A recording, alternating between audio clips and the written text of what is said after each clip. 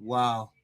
Well, today we're walking into another one of those hearings where the words sound dry on paper, Air Force budget request. But buried inside these budget hearings is where you really find out what this government actually values, okay? Because budgets are priorities. Budgets tell the truth when politicians won't. And right now, the United States is standing in one of the most dangerous geopolitical moments in its history. Tensions in the Middle East are boiling over. The Strait of Hormuz situation has the entire globe economy nervous. Military spending is climbing. Americans are struggling financially at home.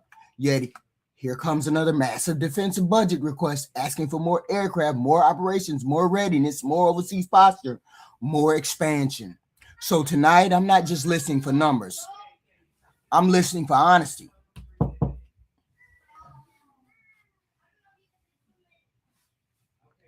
What exactly are we preparing for? How much is this going to cost the American people? Are we funding defense or funding endless escalation? And why does Congress always seem capable of finding unlimited money for war, posturing while acting broke when it comes to health care, housing, education, or ordinary working families?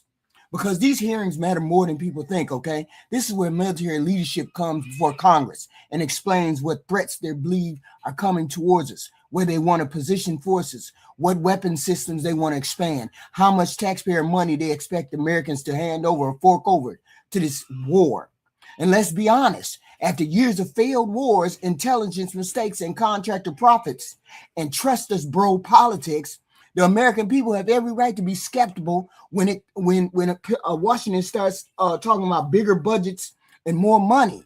Now to be fair, national defense matters. I get that. A country has to protect itself. I get that too. But oversight matters too. Accountability matters too. And Congress is supposed to ask these hard questions, not sit there like a ceremonial audience clapping through another blank check. So tonight, so tonight, not tonight. This was yesterday. No. So today we're going to watch closely the next budget hearing. Who dodges the question? Who gives straight answer? Who sounds prepared? Who sounds political? And whether this hearing is really about protecting the American people, or is it about protecting?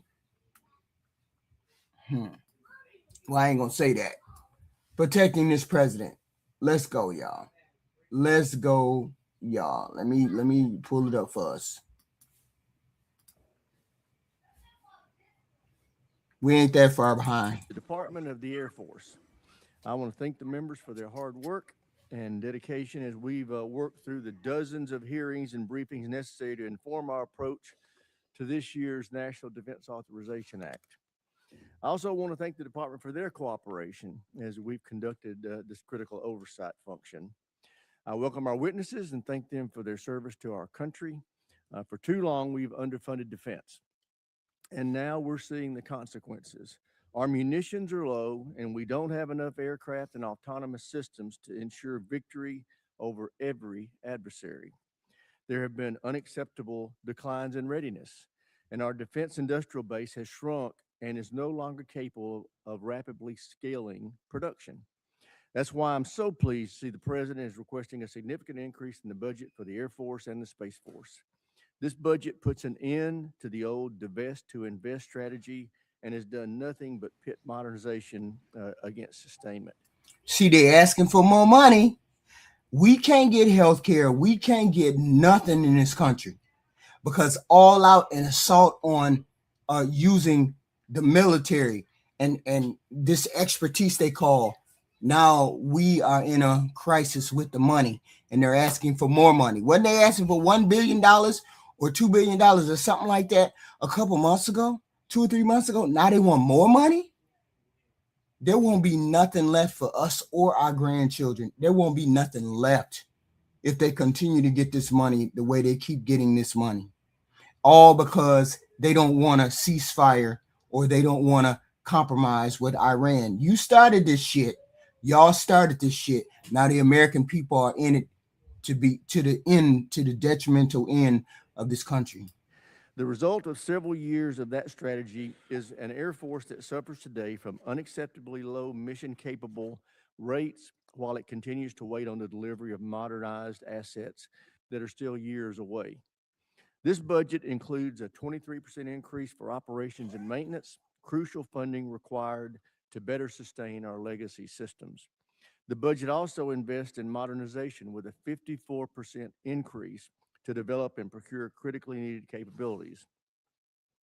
It will enable us to accelerate key deterrent capabilities, including Golden Dome, B-21, and Sentinel. I told you, to the detriment of this country, Republicans always start wars, they always crash the budget, and they always give tax cuts. This is irrefutable. This is irrefutable.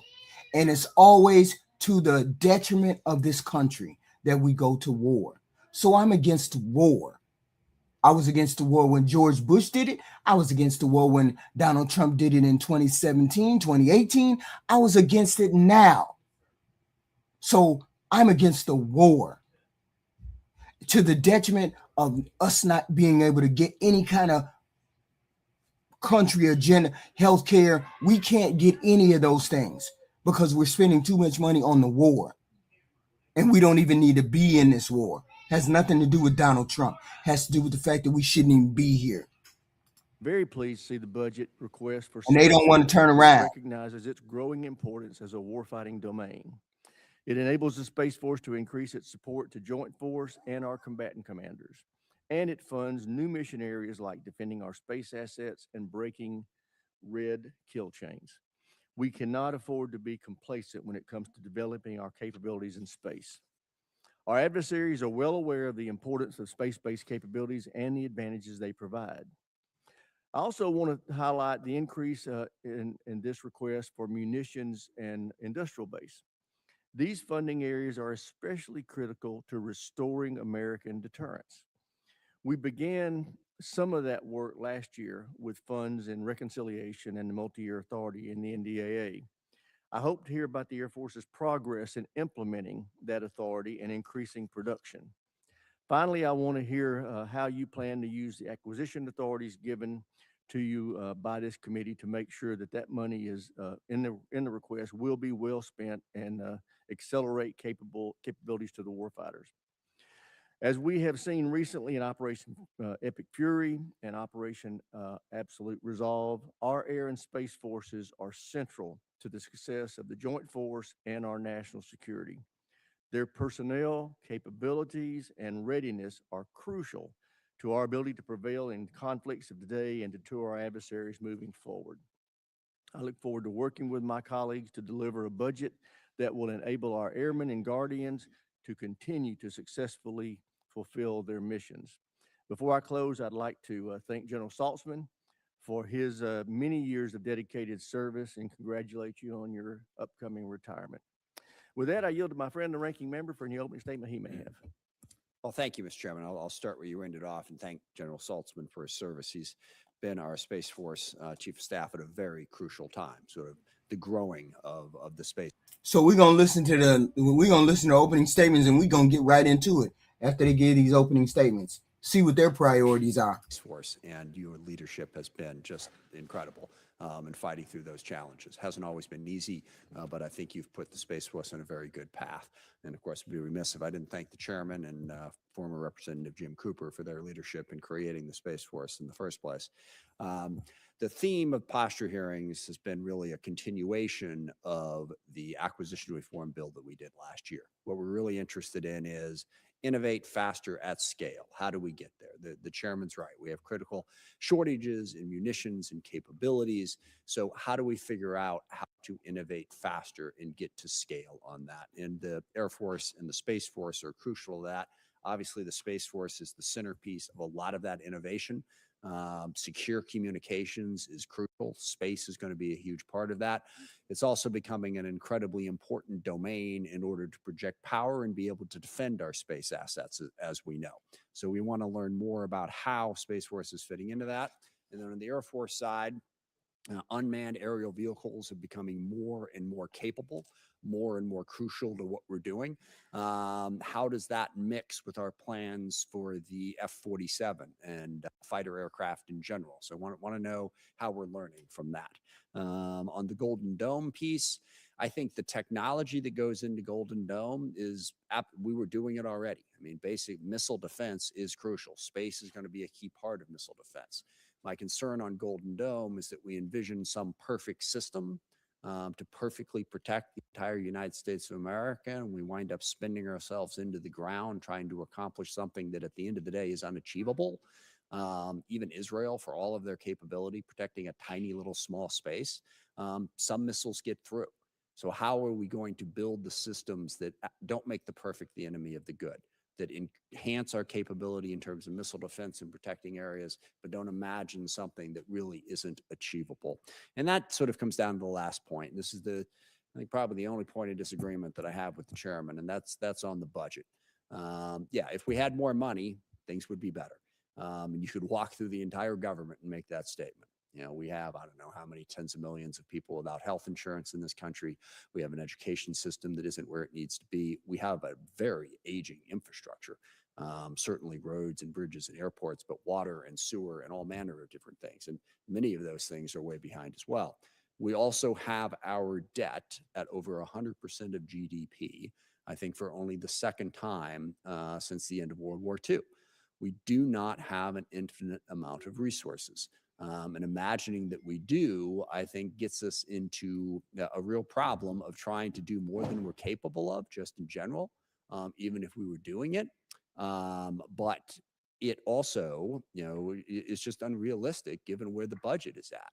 So I'll close, with my second point, which was innovate faster at scale. What I'm interested in, how can that achieve our objectives in a more cost-effective manner?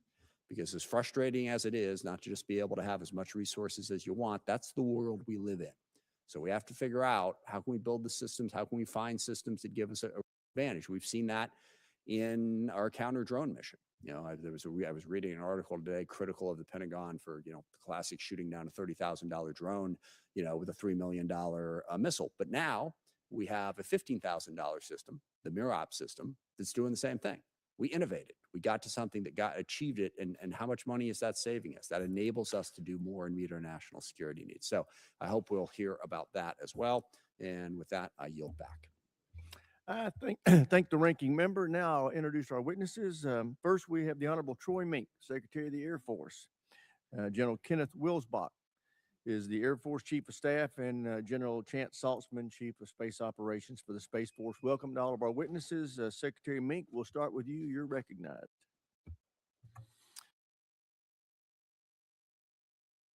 Absolute resolve and epic fury. They do it perfectly.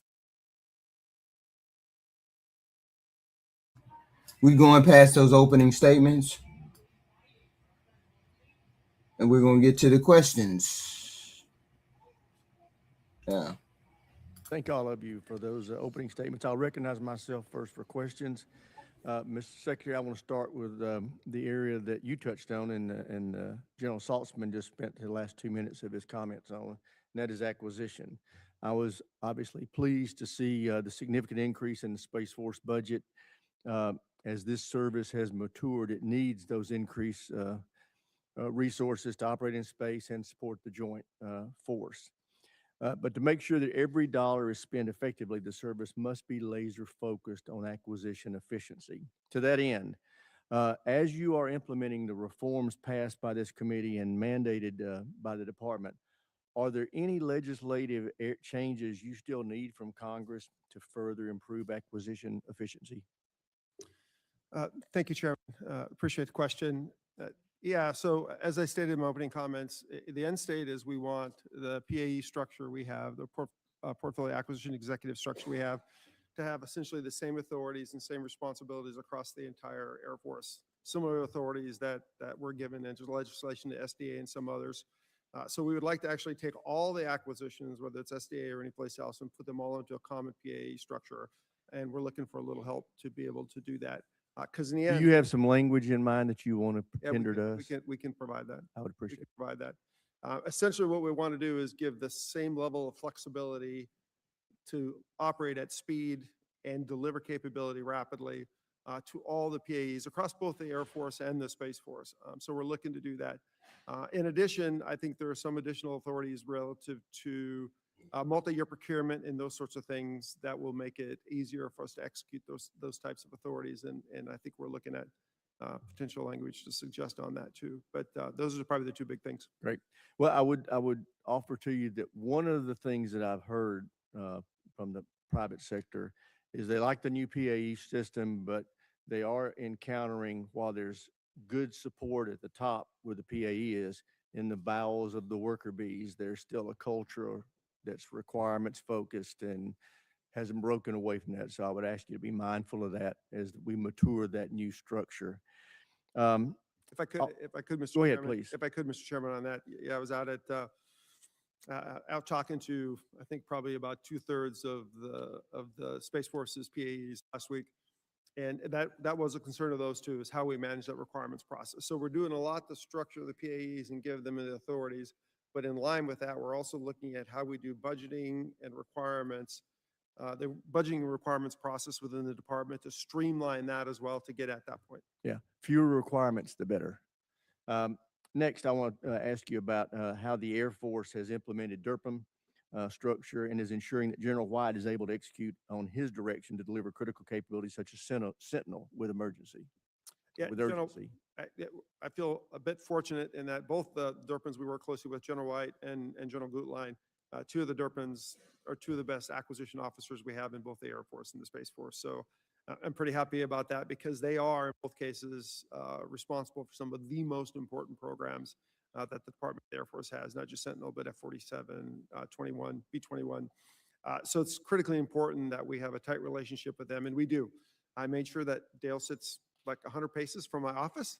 I meet with him regularly to make sure that we are tightly coupled. He's getting everything he needs and that he's delivering what the department needs to execute mission in the future. So I think it's working well. Great. General Willsback, I'm a big proponent of unmanned platforms, and I'm interested, speaking of the F-47, I like that we're moving to the 6th generation fighter.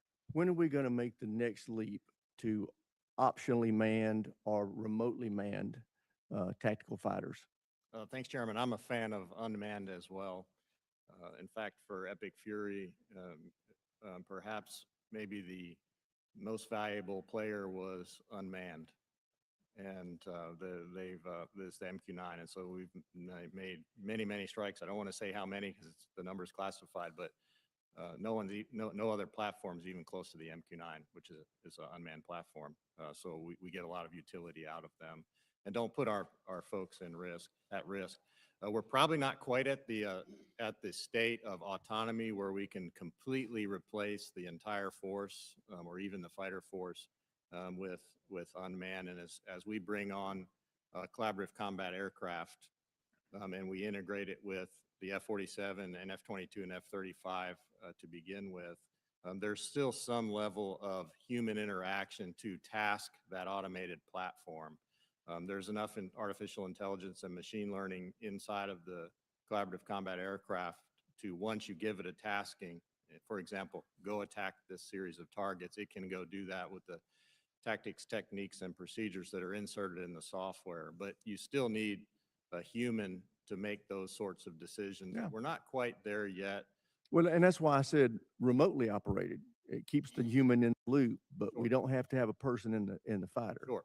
And so we're realizing that already with our already unmanned platforms. CCA will expand that to a degree because, for example, the MQ-9 doesn't really have autonomy. It's remotely Exactly piloted. right. CCA will have autonomy, and I've actually had a chance to operate the software in the simulator. It's very intuitive.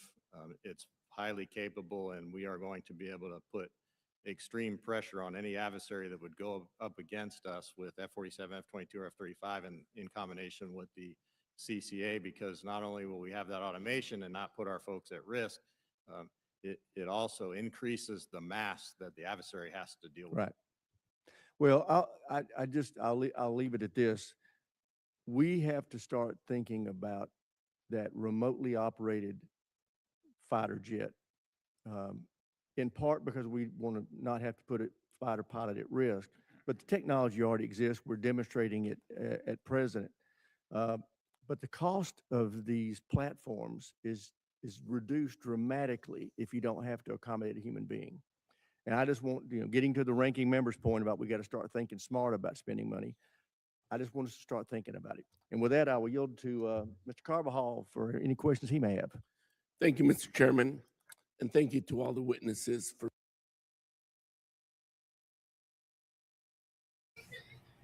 We finna see what the president had to say a moment ago. What was he talking about? The president. Hold on.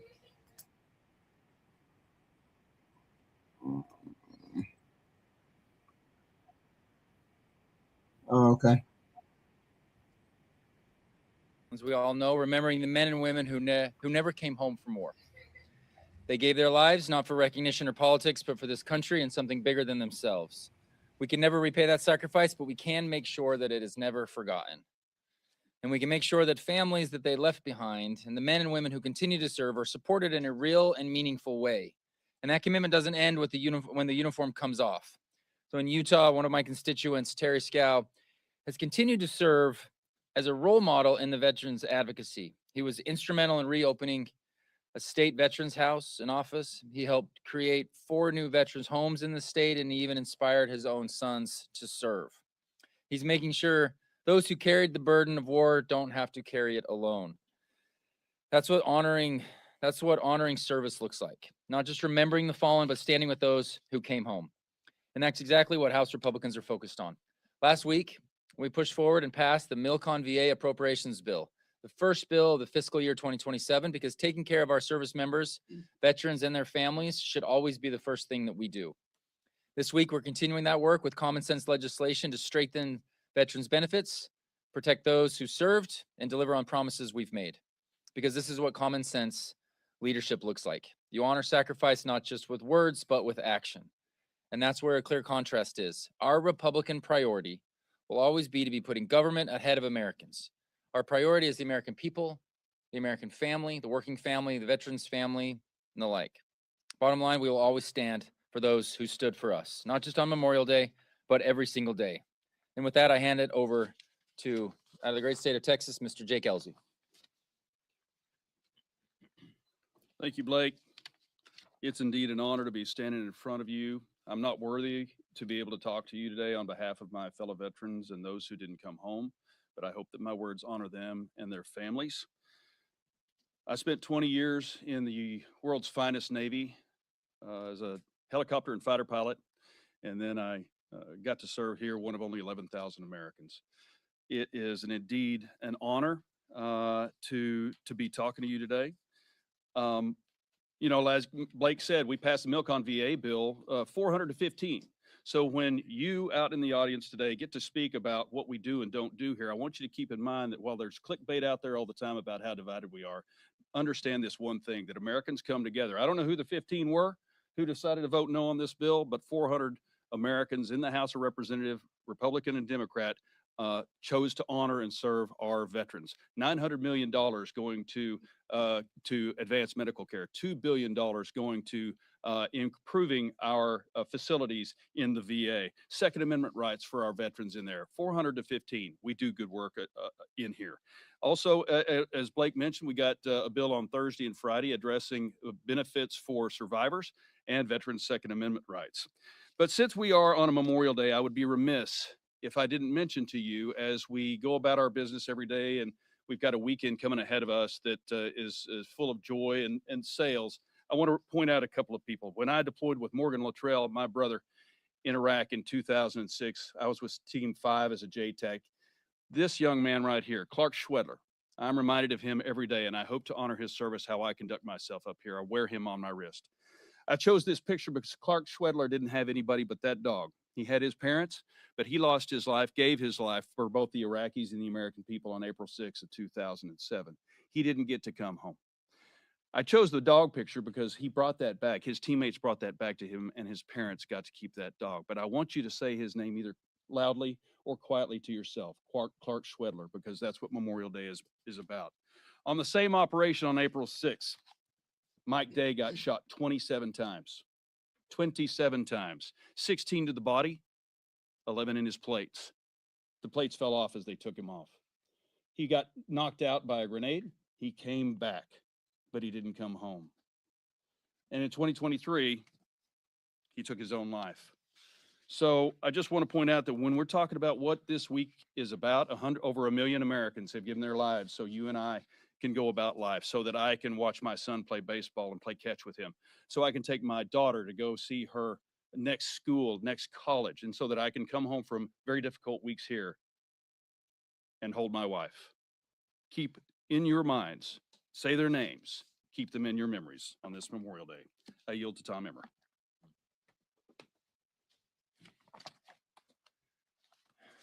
Thank you, Jake. Too often we forget the price of freedom.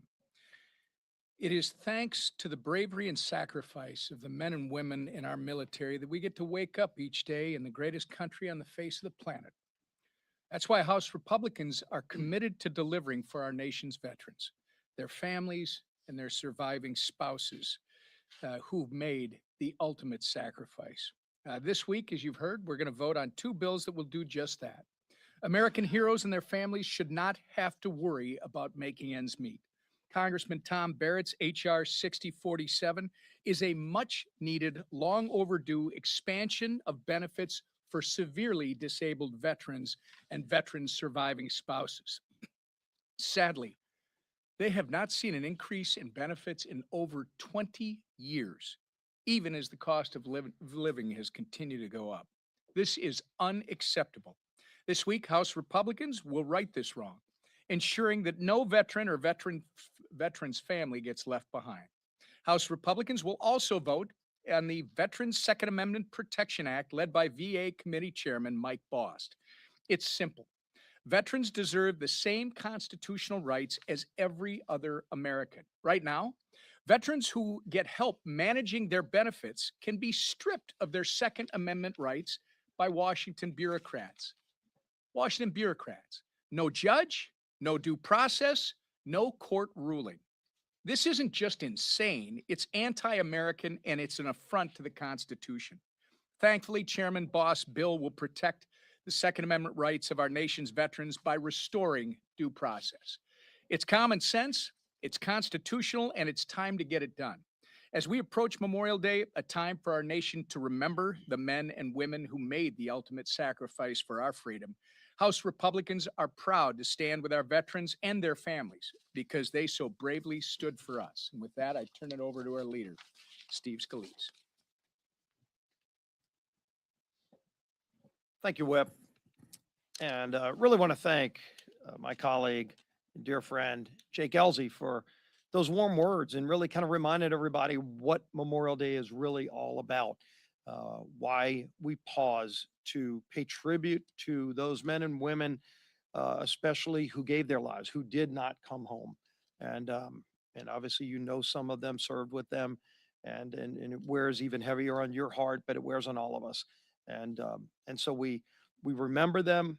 We will say prayers for their family, but we're also taking action. And the bills, as the Whip mentioned, that we're bringing to the floor, Chairman Bost's committee, the Veterans Affairs Committee, is dedicated to making sure that we're properly taking care of our men and women in uniform, but especially those who don't make it back. And the fact that the survivor benefits have not been adjusted for decades is an embarrassment.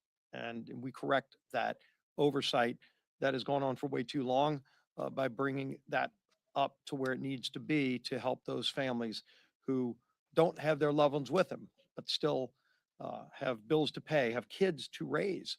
And that's an important bill. The Second Amendment protections of all people who should have those. It surely should be those who fought to defend the rights that we have. They surely should not have less rights than American citizens who did not participate in our military. And so that bill at least gives them equity and parity to make sure that our veterans are not treated less than every other American citizen when it comes to Second Amendment rights. We're bringing a number of other bills too. Of course, we're waiting on the Senate to finish the reconciliation bill. They are going to go through the vote around tonight. Hopefully they get it all wrapped up by tomorrow. We stand ready to move as soon as the Senate is finished. And then we adjusted our schedule to be here longer for that. The housing bill that we're going to be voting on today is really, really important to lower housing costs for all American families. This is a bill that French Hill, the Financial Services Committee, did incredible work on to make sure we got the policy right. Clearly, there were some differences between the House and Senate. You see, many of those problems were addressed in the changes and the amendments that Chairman Hill is bringing forward in the bill that is on the suspension calendar today. I think you're going to see a very strong vote, which shows that all of us want to see lower housing costs, but we need to change laws. We need to simplify some of the laws so that we can lower those housing costs. This is something that every American in this country is going to be happy to see, to have lower housing costs. And then one of the bills you're going to be able to watch a really interesting vote on tomorrow is the Women's Museum. We're bringing a National Women's Museum. Shouldn't be controversy at all, except for the fact that the Democrat Women's Caucus has now come out against a women's museum. And you would ask why. Well, that doesn't make any sense. And it doesn't. But it shows you how crazy the other side is right now and how void of common sense the Democrats are. There is one condition that is in that bill that they took objection to. Now you think about it. Everybody for years had been asking for a women's museum to be created. And in the creation of it, they said the only people that can be honored in a women's museum are biological women. And because that word biological women is in there, every Democrat woman came out against the bill.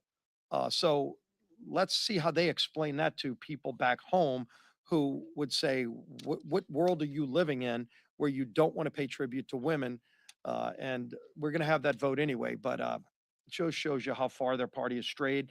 You saw that vote last week on Law Enforcement Week. A week again, pay tribute to our men and women in uniform who keep our communities safe. The police, a lot of them were up here from all over the country.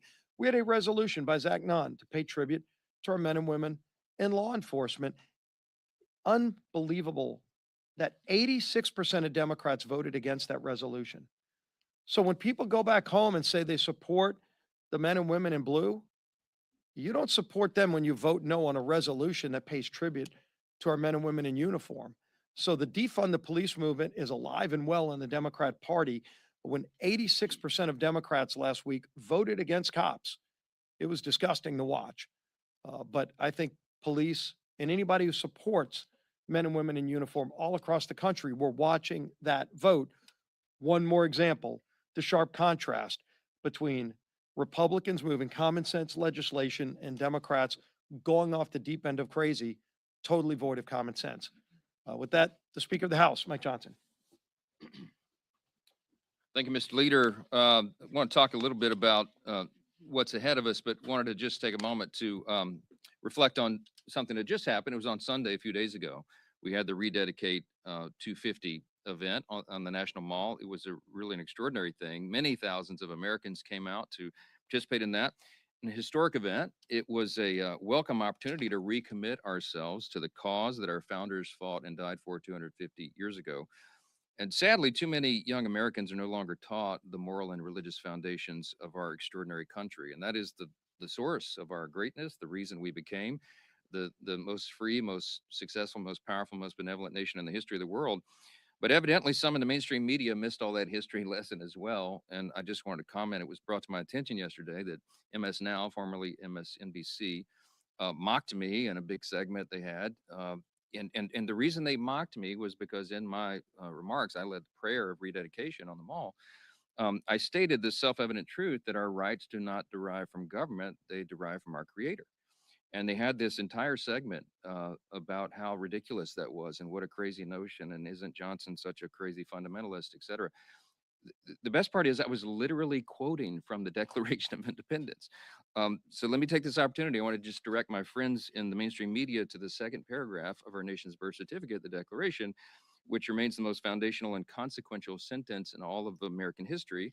We hold these truths to be self-evident that all men are created equal. They're endowed by their Creator with certain inalienable rights, among others, the rights to life, liberty, and pursuit of happiness. It shouldn't be too much to ask that the people who talk about politics on TV on a network that millions of Americans tune into have a basic understanding of America's political foundations. I hope this serves as a friendly reminder to every American that the best civic education is not from your favorite TV anchor or late night host. Okay. It comes from our founding documents. You ought to go read the Declaration and the Constitution and the Federalist Papers and the other foundational texts that shape and guide our country. And as we approach the 250th birthday of the greatest nation in history, I encourage all of us to revisit those founding documents. It's really important. It's really important. The founders believed that in order to keep a constitutional republic, to maintain the republic, you had to have an informed and engaged electorate, the people, a government of, by, and for the people ourselves. The people have to be engaged. They have to know basic civics. They got to know their foundations, and quite clearly, we need that review. At least some of the media do. Okay. All right. Regarding this week on reconciliation, on housing, on women's museum, et cetera.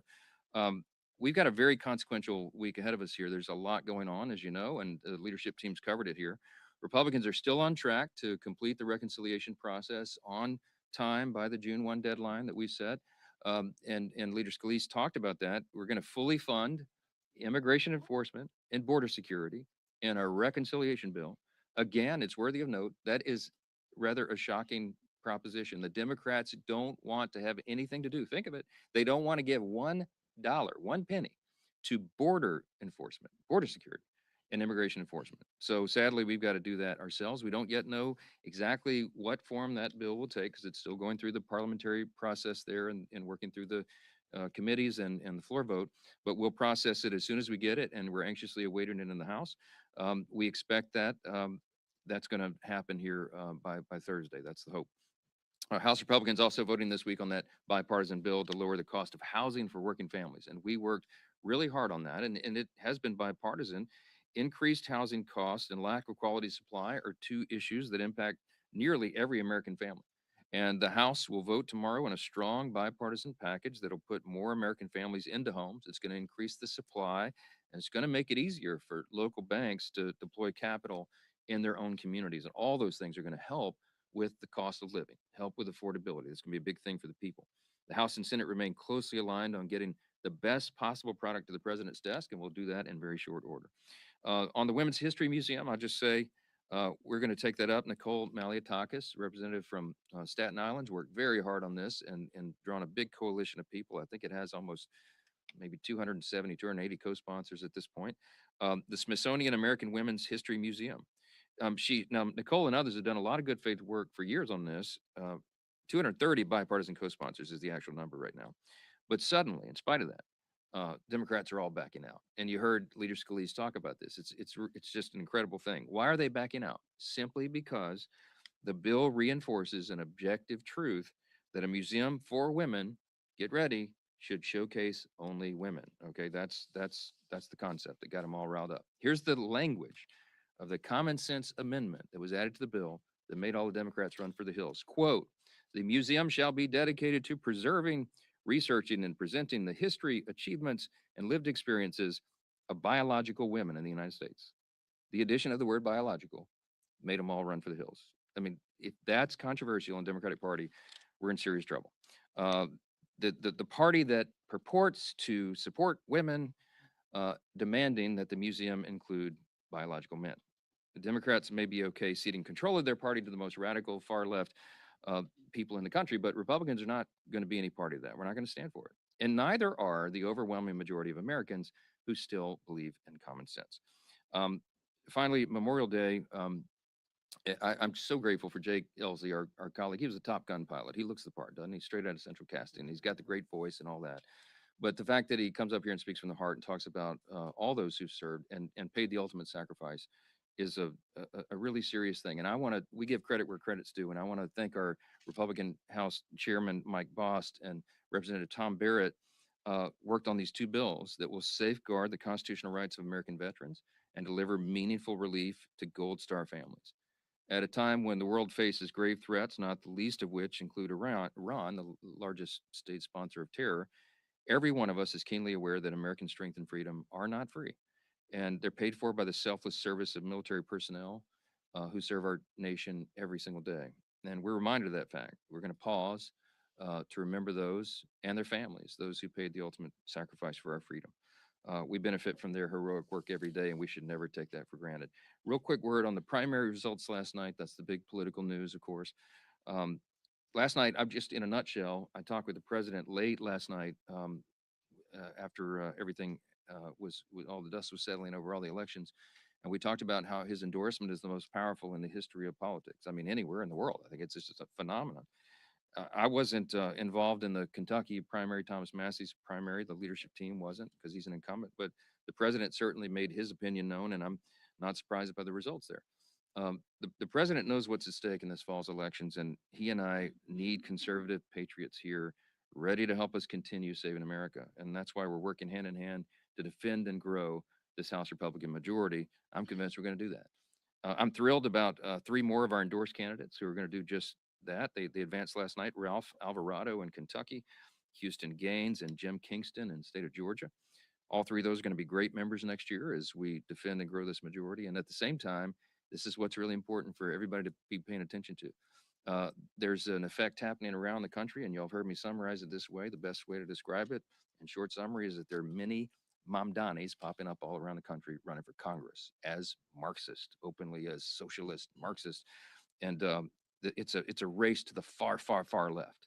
And as we say all the time, this is not our father's Democratic Party. This group has been taken over. I mean, the Democratic Party's been totally taken over by the far left, and Hakeem Jeffries and the team here can't do anything about it. In fact, Republicans are the only ones that can stop them from destroying our country, and that's why we must and we will win. But they continue to nominate some extremely radical candidates last night. Even people, there's a candidate in Pennsylvania stolen from his own family, and he won the primary on the Democrat side. They're going to lose these swing districts. And in summary, we'll go to questions, but in summary, this is what it boils down to. You heard the leader say it. You've heard all of us say this over and over and over. This is a contrast election, okay? And at the end of the day, the American people have to just look at this. It's contrast between common sense and crazy. We're going to ask the people. I mean, as all of our candidates and our incumbents are out in the field, they're just ask the questions. Do you want to keep the team in charge who secured the border, got dangerous criminal illegal aliens out of your communities and brought down crime, that got American energy dominance going again, that returned us to peace through strength, that has put all the conditions in the economy to make your life better and bring down the cost of living and higher paychecks and higher tax refunds, and got men out of women's sports and little girls' locker rooms and ended trans surgeries on minors? Do you want to keep that team, that party in charge of Washington? Or do you want to turn it over to the people that want to do the opposite of all those things I just described? It's a serious contrast. It's a serious, serious chasm, a widening chasm between the 2 parties that didn't exist here even 20, 30 years ago. But this is where we are. And you got to keep America on track. And that's what this election is about. Okay, a few questions. Yeah, for sure.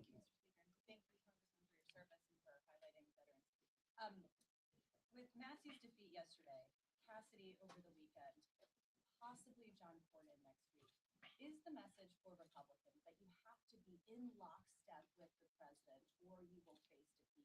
And also, given the amount of money that was spent in Kentucky, that is likely going to be spent in Texas and elsewhere, is that a wise choice to use all that money against Republicans when you have such a fraught battle for the House? The message is that we're advancing America's first agenda, the America First agenda. It's about bringing the country back. And America is back. And that's because we've been running an agenda, again, based on common sense that achieves so many of those things I just said and more. We need people here who understand that, who are not, trying to carve out their own lane and do something that's destructive or, counterproductive, I think, to the agenda. And that's what's happened. I mean, that's the message. We have gone out very careful with candidate recruitment to recruit patriots, people who are selfless, many veterans who are coming in to serve, people who have been accomplished in their community, done things selflessly, servant leadership in their community. They've been accomplished state legislators or local legislators, and accomplished business persons. We have an incredible array of people. The one thing they all have in common: they're not monolithic. They don't agree on every issue, but they believe in the core principles of our party. What is the Republican Party? What is American conservatism? What is the Republican Party? It's individual freedom, limited government, the rule of law, peace through strength, fiscal responsibility, free markets, and human dignity. I don't ask much more of anybody, but you got to hold the core principles that made us the greatest nation in the history of the world. I never ask anybody to violate a core principle, but you have to give up on some of your personal preferences sometimes because you're in a deliberative body and you have 434 colleagues, okay, other people. So that's the message. It's nothing more than that. The president has the strongest endorsement in the history of politics, as I mentioned. But we don't demand loyalty to the president. What I demand as Speaker of the House is loyalty to our core principles, the principles of our party, which are the principles of America, and that's what we're standing for. Jay. Understanding that the Senate is going through its process of reconciliation, and we don't know what's going to happen to this $1 billion for Secret Service, and understanding that only a fraction of it is to protect the move on that's stipulated. What do you want to see happen here? And if it doesn't end up in this bill, are you going to do a supplemental for Secret Service? Because they've said they need money regardless of what happens. Well, look, funding for Secret Service is essential. The president has now survived a third assassination attempt in just a few years. We're obviously in a heightened threat environment. This is a different time than it's ever been, and so we need all of our law enforcement adequately funded. Certainly Homeland Security, and certainly Secret Service. So we'll look at that. I don't yet know, as I said, I don't know what will be included in the second reconciliation bill, the final details of it. We should know that in a few hours, and we'll process what we get, and then we'll look at the next issues. I mean, what they're asking for to harden the security at the White House and elsewhere to make sure that Secret Service can protect the president, the vice president, and the executive branch officers is a critical function. That's not a partisan thing at all. I mean, everybody has to acknowledge it's necessary and important, and we'll figure out how to make it happen. Manu. Would you be okay if January 6th rioters, the ones who were convicted, even some of the ones who attacked the police, had access to this taxpayer dollars, there's $1.8 billion in settlement that the DOJ has created, the settlement fund. Would you be okay if they had access to that money? We don't know any of the details of that settlement fund. The acting attorney general, Todd Blanche, testified yesterday, and he gave a lot of detail, and I'll just defer to what he said because he obviously knows a lot more about it than I do. He said, let me tell you what he said. He said they are setting up a fund to compensate all Americans who have been the subject, the target of lawfare or weaponization of the federal government. Again, that's not a partisan proposition either. Everybody should support that. He did not say who will be eligible. There's many details to be filled out on that, and I'm not going to comment on it until that. I'm not going to comment on that until it comes out. Yes, ma'am. Congressman Tom Keene has not been seen or heard from by the public for months. Does he owe his constituents transparency? And for your purpose, are you able to pass partisan legislation like this? Yeah, look, I talked to Tom. It's been a few weeks ago now on the phone, and he sounded good and optimistic, and we're expecting him back here soon. He's had a medical issue, and he's going to be fully transparent and disclose all that. I mean, that's what he told me. But I don't even know the details, and I have to respect that. It's a member's personal privacy on whatever matters they're dealing with. But we expect to have him back soon. We've missed him. He's a great member of Congress. He'll get reelected because he comes from a long history, a legacy in his family of faithful public service. Things happen to people individually in their health and otherwise, and they deal with challenges and they get right back. That's what champions do. Tom Keene is one of them. Proud to stand with him. He's going to get reelected, and we look forward to welcoming him back here very soon. Thank y'all. Appreciate it.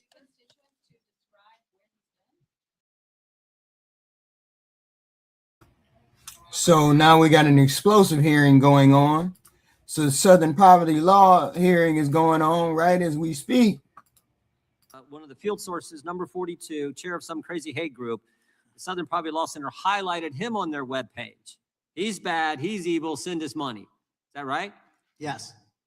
Did they tell their prospective donors they were paying this guy? No. They didn't tell him. Did they tell him they were paying him $140,000?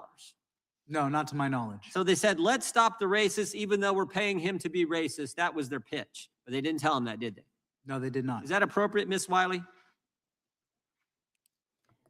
I'm sorry, which part? Sorry. All of that. Is that appropriate to say, tell your donors, this is the extremist of the month. This hateful racist guy is really bad. Send us money, but not tell those donors who you're taking their money from that we're paying this guy $140,000. Is that appropriate? Well, we have public reporting that over a dozen donors actually said that simple they question. spent the money Field as Source 42 got 140 grand from the Southern Poverty Law Center, was featured on their webpage as extremist of the year or month or whatever they call these bad guys. and they were paying him and they were getting money. Is that appropriate? Simple question. And donors have supported it, and they keep trying to send So it more is money appropriate. to the Southern Poverty No, Law no, no, no. Is it, Center. is that technique appropriate? That's what I'm asking. That is not unlawful to say that people have done. I didn't X, ask if it Y, was or lawful or Z. unlawful. As you said earlier in your testimony, the court's going to determine that when they go to, when they go to trial. What I'm asking you, is it appropriate? As I said, the donors have spoken. And in fact, they're trying to send more money now, and their financial institutions refusing to send the money. Is the Alliance Defending Freedom, is that a hate group? I don't know. I don't do designations. Well, they've argued 16 cases before the Supreme Court, won 16 cases before the Supreme Court. They stand for traditional values. Southern Poverty Law Center labeled them a hate group. Are they a hate group? I don't know them, and I don't work on the Well, designations. here's one thing. I'm is- here to talk about Let me the ask you impact this. on Is civil Jane's rights. Revenge, is that a hate group? Because the ADF, they didn't firebomb anybody, but Jane's Revenge did. ADF is labeled a hate group. Jane's Revenge isn't. I want to know how you would label. I'm not here as a person who designates groups. I'm here to talk about the impact on civil rights. Okay. Mr. O'Neill, you think any of these field sources were double dipping? I mean, during the That woman is actually a person that's in Congress. She's actually a congresswoman. And I'm trying to figure out why did they have, well, I guess she's speaking on behalf of the Southern Poverty Law Center, but maybe this is an in-house thing. I don't know. Let's see. What is this explosive hearing about? What's going on? Biden, Ray, Garland administration, the Justice Department paid a bunch of confidential human sources, a bunch of them. We know a bunch of them were at the Capitol on January 6th. 4 went in the Capitol. And I'm just wondering if the same entity, the Justice Department under President Biden, paying these confidential human sources, who was working with the Southern Poverty Law Center, having quarterly meetings with them, consulting with them, giving them FBI data before anyone else could see it, having them train their prosecutors. I'm just wondering, do you think it was out of the realm of possibility that the Justice Department was paying the same sources the SPLC was paying? I don't think it's out of the realm of possibility. I have no information or knowledge that they were double dipping. I would say that Stephen J. Ross, who is author of The Secret War Against Hate, which is about the history of informants that Jewish groups had placed in some of these violent groups back, decades and decades before the SPLC ever existed.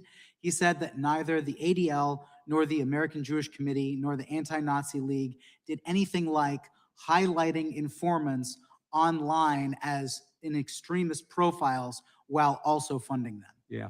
Last question, I'll come to you, Mr.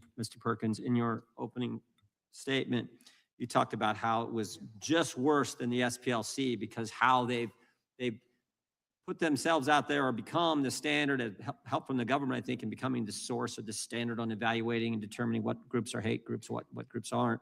But it's bigger and broader. It has things. But I think the real thing here is how closely they worked with the government to carry out what they were trying to do. And the reason the Biden administration embraced them, I think, so fully was politics, simple politics. You agree? Well, there are members of this committee that were endorsed by SPLC. They had a C4 was involved in elections. So they were not just an umpire. They were a player on the field as well. So how can they be objective in determining who is a purveyor of hate and who is not? I mean, they had a stake in this.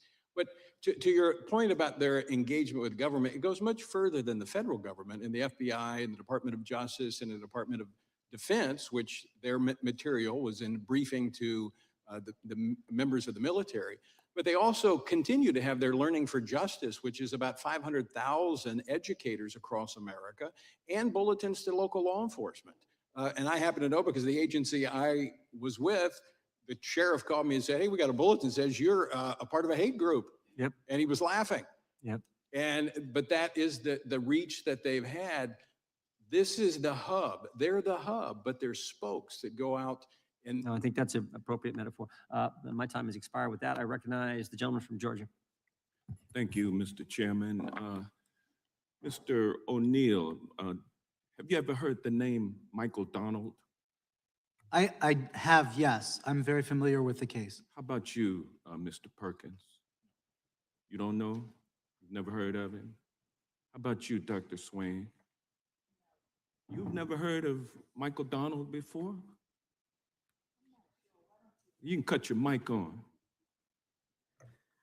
I'm not sure, but maybe if you give a little Well, more he was information. the 19-year-old African-American black boy down in Mobile, Alabama. He's the son of Beulah May and David Donald, the youngest of 6 children. He was in community college at the time while working part-time for a local newspaper. And on March 21st of 1981, he was lynched. You've never heard of that before? No, I have not. Well, then you I did don't not recall know that. then that the SPLC was responsible for filing a lawsuit against the United Klans of America, whose members were responsible for lynching Michael Donald. You did not know that the SPLC had sued along with Beulah May Donald I have and received or obtained a judgment that ran the United Klans of America out of business. You weren't aware of that? I was totally aware of it. In fact, I Okay, used well, let me ask data you this from then. Let me ask you this. If you were aware of that, you know that they have been effective since then in running a number of Ku Klux Klan organizations out of business through lawsuits, correct? In my You're aware of it, Mr. O'Neill, aren't you? Yes, I'm actually very aware of that and let case me- and because let the me- oh, SPLC okay, all right, edged well, out hold on. Beulah Let me May ask- Donald, let me who ask- wanted to make a let me ask you video about this. it. Well, I You didn't get to said- respond. Hold on now. You said that Charlottesville was a catalytic moment or a fundraising moment, both of you all have said, for the Southern Poverty Law Center. You're aware of the fact that the Southern Poverty Law Center actually forwarded to the FBI information about Charlottesville before it even happened, before Donald Trump said that the Ku Klux Klansmen down there and the anti-Jewish folks, anti-Semites, were good people. You were aware of the fact that SPLC provided information to the FBI about that. Isn't that correct, Ms. Wiley? That is correct. And they have been very effective at suing organizations, anti-Semitism, anti-racism. They have been a thorn in the side of the racist, who I'm sure sat up in their graves. Robert E. Lee, Nathan Bedford Forrest, the former Confederate general, founder of the Ku Klux Klan, and others, Stonewall Jackson. I'm sure that they stood up in their graves and saluted when Trump was elected and when he took office, because on the first day, he eliminated all federal efforts to remedy the impact of slavery and racism in America. They call it DEI, diversity, equity, and inclusion.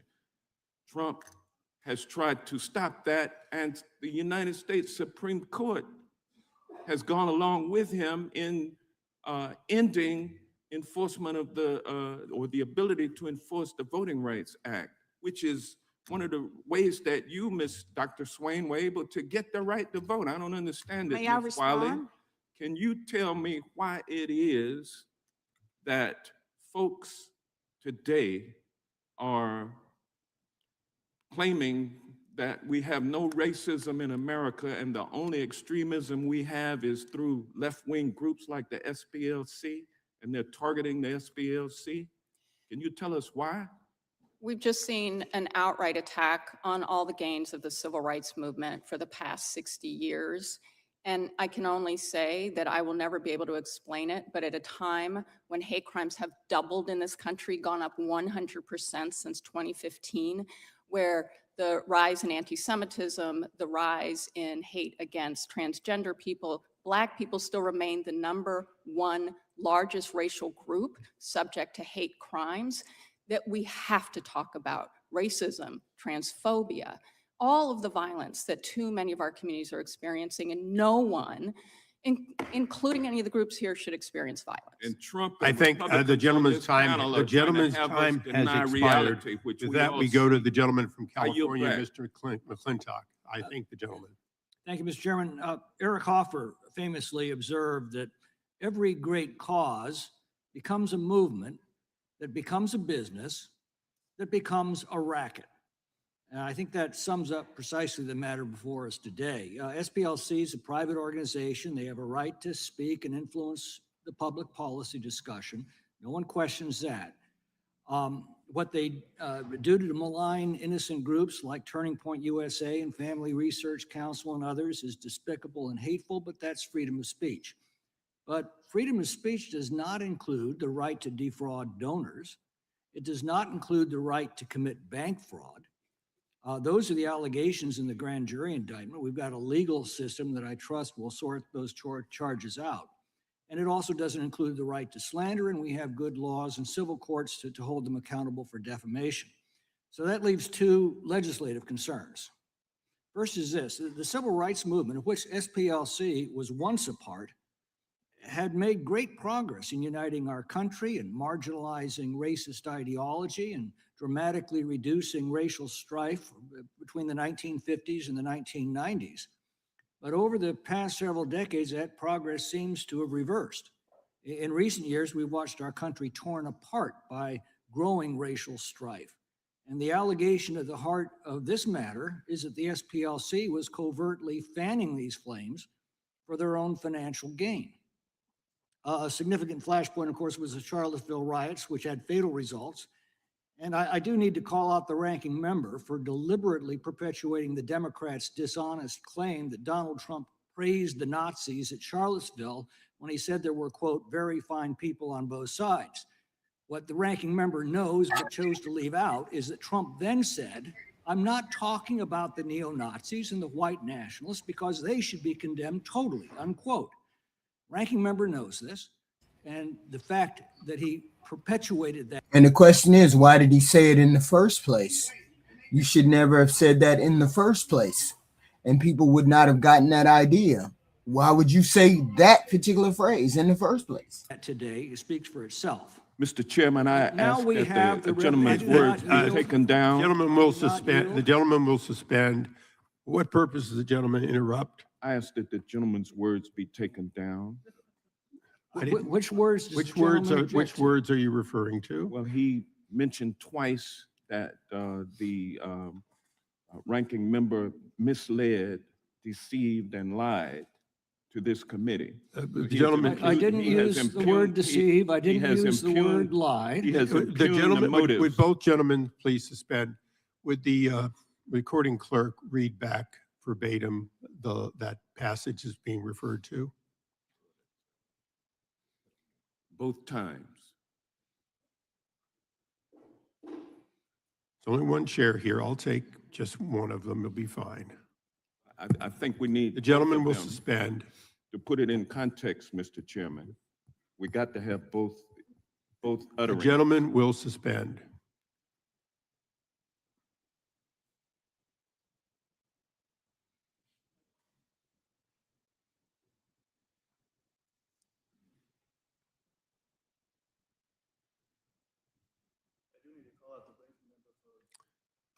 We can't hear you. Sorry.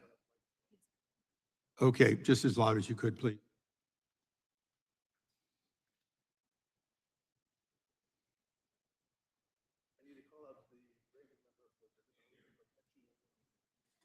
I need to call out, go ahead,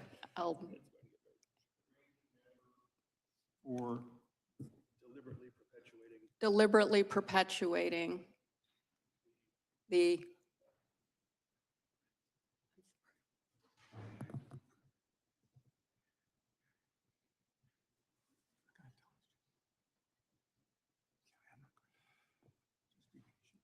deliberately perpetuating the Democrats' dishonest claim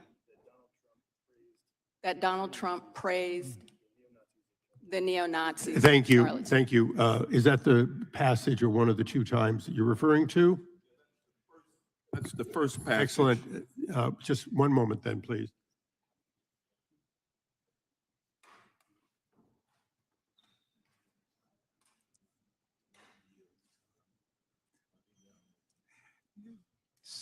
The chairman's prepared to rule.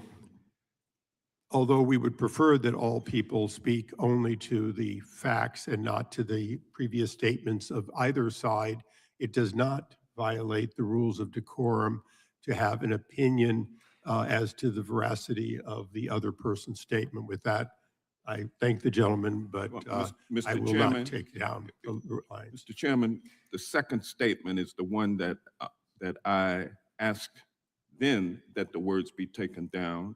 And so it's only proper that we hear the second. Okay, if the gentleman will suspend, I'll be patient. Could you please read the second one and tell me, is there a difference?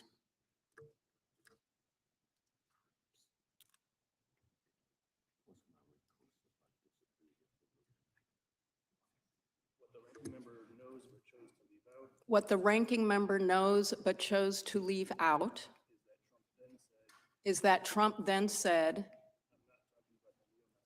I'm not talking about the neo-Nazis or white nationalists because they should be condemned totally. Thank you. So, Mr. Chairman. The gentleman will suspend. Having heard both of these and understanding them in context, they meet the requirement of within decorum. Again, the chair would caution individuals to, whenever possible, to refer to the specifics and not to the testimony or the statements of either side. However, in context, it was not a violation for which the words may be taken down. And with that, the gentleman from California may continue. Mr. Chairman. It is the gentleman from, Parliamentary inquirer. it is the gentleman's time. I will hear your parliamentary question after the conclusion of his Point of time. order, Mr. Please. Chair. The gentleman Point will of order, continue. Mr. Chairman. Point of order. The gentleman will state his point of order. Is it within the rules? That is not how you state a point of order. State your point of order. My point of order is it's incorrect for the chair of the committee to not hear argument on a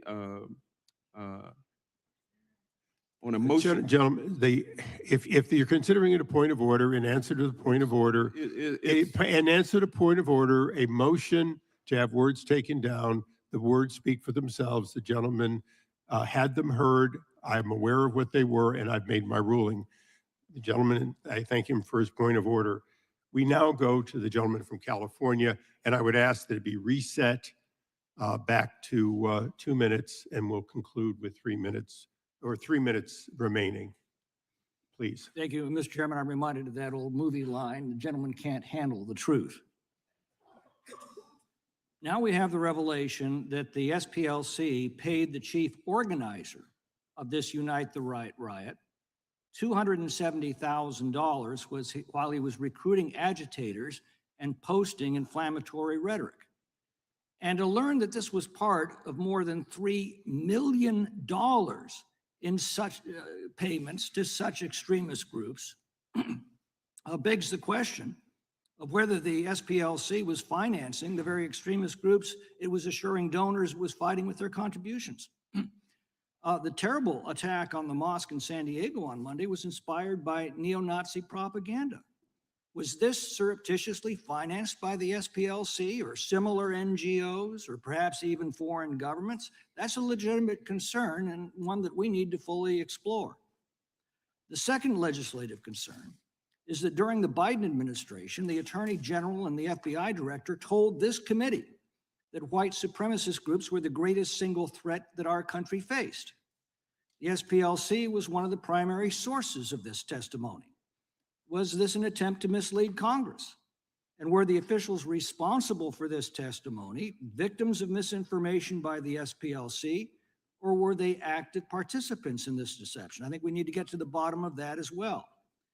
Now, Dr. Swain, you detailed the smear campaign against you that obviously caused you reputational damage and financial loss. And Mr. Perkins, your organization suffered both financial loss and actual violence. Why haven't you sued the SPLC? Partly because information was not available, as is now coming forth. We did talk to some attorneys initially about the violence that was perpetrated, but because of really there were other suits that were brought against the SPLC, but their image was so strong until now that it was very difficult. We had suits that were brought in court that did not succeed. I think it's a different day now, and I think you may see some civil actions. I would certainly hope so. Mr. O'Neill, is it possible the SPLC is not the only source of funds going to these extremist groups? Is it possible they're financed by other NGOs or even foreign governments? What reforms would you recommend? It is possible, but I have no knowledge of that. What I know are the allegations claimed in the indictment, but I would highly encourage Congress to consider adding to any rider of financial disbursements that no taxpayer funds be directed to an organization that systematically slanders and defames mainstream conservatives and Christians, or frankly, those on the other side of the aisle in the way that the SPLC does. Thank you. May I answer the question about why I haven't sued the Southern Poverty Law Center? If that's a question, I'll allow you to briefly answer if you would. Because I didn't have the financial resources. There's no way I could go up against an organization that had the types of resources as the Southern Poverty Law Center. The gentleman yields back. We now go to the ranking member of the full committee, the gentleman from Maryland, Mr. Raskin, for his questions. Thank you very much, Mr. Chairman. Just a footnote to that recent contretemps. I was not remotely offended by what the gentleman from California said, because I'm used to having all of my points misstated by him regularly. It was interesting. He said that I had accused the president of praising the Ku Klux Klan and the neo-Nazis. I never said that. I said he just made himself perfectly clear when he said there were very fine people on both sides. The fact that you can find him contradicting himself immediately thereafter and in other subsequent statements is just a reflection of how Donald Trump speaks. Sometimes China is his biggest enemy in the world, and when he was over in China, then he loved President Xi and he adored him and they're great friends and so on. So that's Donald Trump. But I can't imagine any other president in American history finding very fine people on both sides of an anti-Semitic race attack like the one that led to the death of Heather Heyer. So I stand completely by what I said before, and I reject completely your insinuation that I've misrepresented the reality. All I did was quote Donald Trump's own words. Ms. Wiley, and I'll say one other thing. Very fine people on both sides. You know, to people in Charlottesville, that was a very painful thing. My sister and her family happen to live in Charlottesville. The Ku Klux Klan and the neo-Nazis gathered at the local synagogue. That's where they kicked off their attack on Jews and African Americans in Charlottesville. So some people might be able to roll their eyes at that and say, oh, well, later he read a statement that his staff wrote for him saying that he denounces racist violence, but he made himself perfectly clear. Ms. Wiley, have you heard any of these witnesses today cite any evidence that anybody was deceived or defrauded by the Southern Poverty Law Center, which is the whole heart of this attack on them? Did you hear one iota of evidence being offered that anybody was deceived or defrauded? I have not, and we know as a matter of fact that donors continue to try to send money to the Southern Poverty Law Center and being blocked by In fact, haven't dozens of them stood up to say, no, they weren't defrauded in any way? That's why they're supporting the Southern Poverty Law Center, because they've been so effective in going undercover to blow the cover on these racist anti-Semitic plots. Yes, and I just want to note that, and because there was a representation made about the SPLC, that it worked with the Donald Trump Department of Justice providing information from its informant program in the first Trump administration. So that's why we were so concerned to hear that denial that they had knowledge that the acting attorney general had to retract. This is something that should concern all Americans, because no Department of Justice should be behaving this way. Yeah. Well, you know the not-for-profit sector very well. It seems like now one of the lines of attack against the SPLC is that the people who work there make too much money. I just went online and checked out some of the salaried executives of the right-wing groups that we're not having a hearing about today, like the NRA. Wayne LaPierre was making $1.2 million when he was there. You could look at the Heritage Foundation, which in 2023 paid its president $953,000, I think 3 times what they're talking about there. I imagine being the CEO of the Southern Poverty Law Center is a lot more dangerous than being the president of the Heritage Foundation. Just very quickly on that, is there anything to this, the idea that the work of the Southern Poverty Law Center should be trashed and derided and dismissed because the people who go to work there in Alabama are being paid too much money?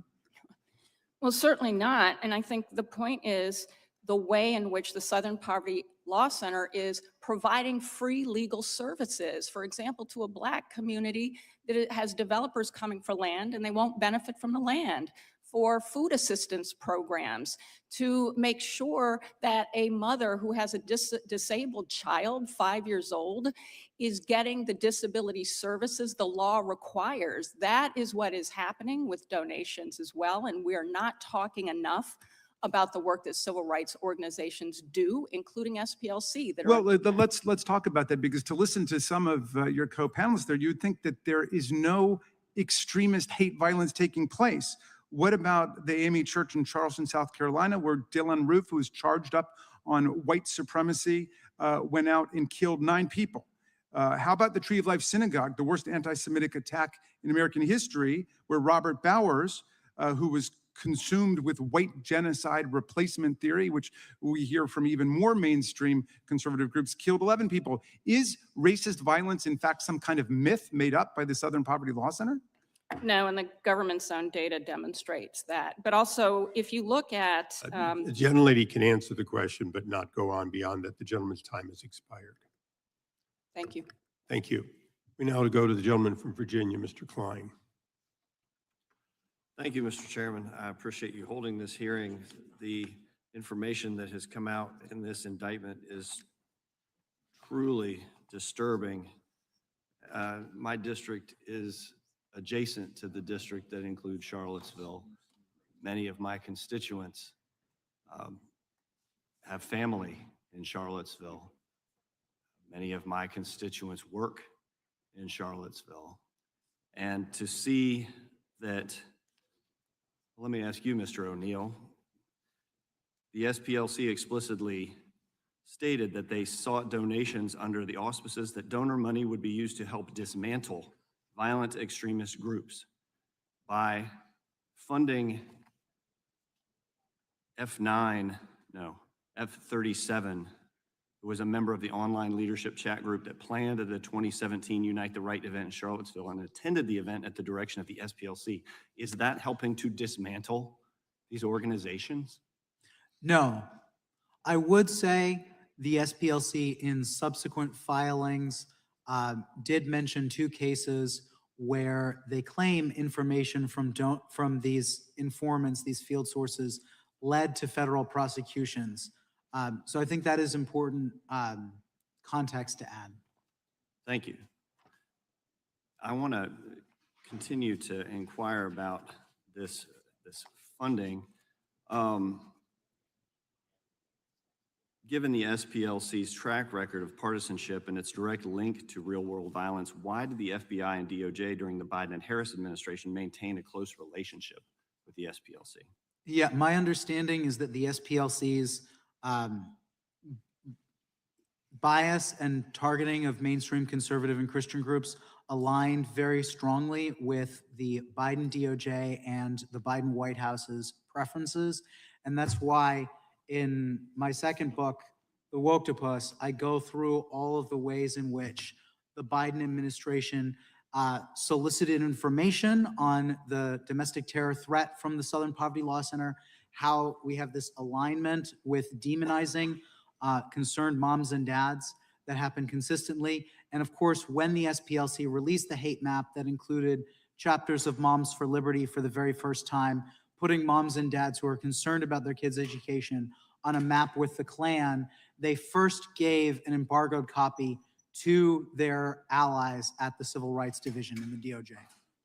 So the SPLC got special treatment, direct access to high-ranking officials in the Civil Rights Division, early access to FBI hate crime data, and invitations to exclusive events with DOJ leadership during the Biden and Harris administration. Correct. In fact, they had one of their staffers by the name of R.G. Cravens who spoke before DOJ prosecutors. This is the same man who, when the Southern Poverty Law Center put Focus on the Family on the hate map last year, he defended putting Focus on the Family on the hate map by saying that it is both false and dangerous for conservative Christians to hold to biblical morality against the claims of the LGBTQ movement. And in October of this year, FBI Director Patel terminated the FBI's relationship with the SPLC. What was the nature of the relationship prior to the termination? You discussed that. Isn't it true that the FBI relied on the SPLC's hate group designation when determining which extremist groups to monitor? Yes, specifically in the notorious memo from the FBI's Richmond office, which was coordinated with other FBI offices. They cited the SPLC's list of radical traditional Catholic hate groups. Interestingly, that's where my anecdote about a convent comes from. And one of those organizations on that list no longer existed and didn't exist at the time. Can you talk a little bit more about that FBI memo related to the Catholics in Richmond? Yes. So this memo was released by whistleblowers. It was not meant to be publicly disseminated. And only after a whistleblower released the memo did the FBI, the national office, publicly come out and say that it didn't meet the FBI's standards. I'd say that's an understatement. It just took the SPLC's list of radical traditional Catholic hate groups verbatim and put it into the FBI's language in the memo. For background, this is a list of radical traditional Catholic groups that is extremely outdated, according to my sources, and that was developed by Heidi Beirich, who now is leading the Global Project Against Hate and Extremism. She's no longer even at the SPLC. It's truly shocking. Thank you for being here. I yield back. Gentleman yields back. The chair now recognizes the gentlelady from California. Thank you, Mr. Chairman. I know there's a talk of the Department of Justice's vindictive prosecutions of SPLC.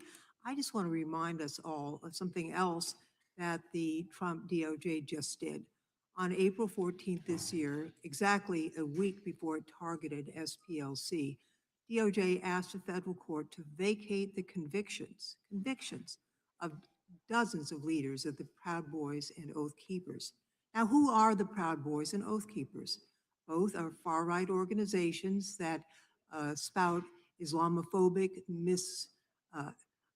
misogynistic, and white nationalist ideologies, and both happen to be on SPLC's watch list.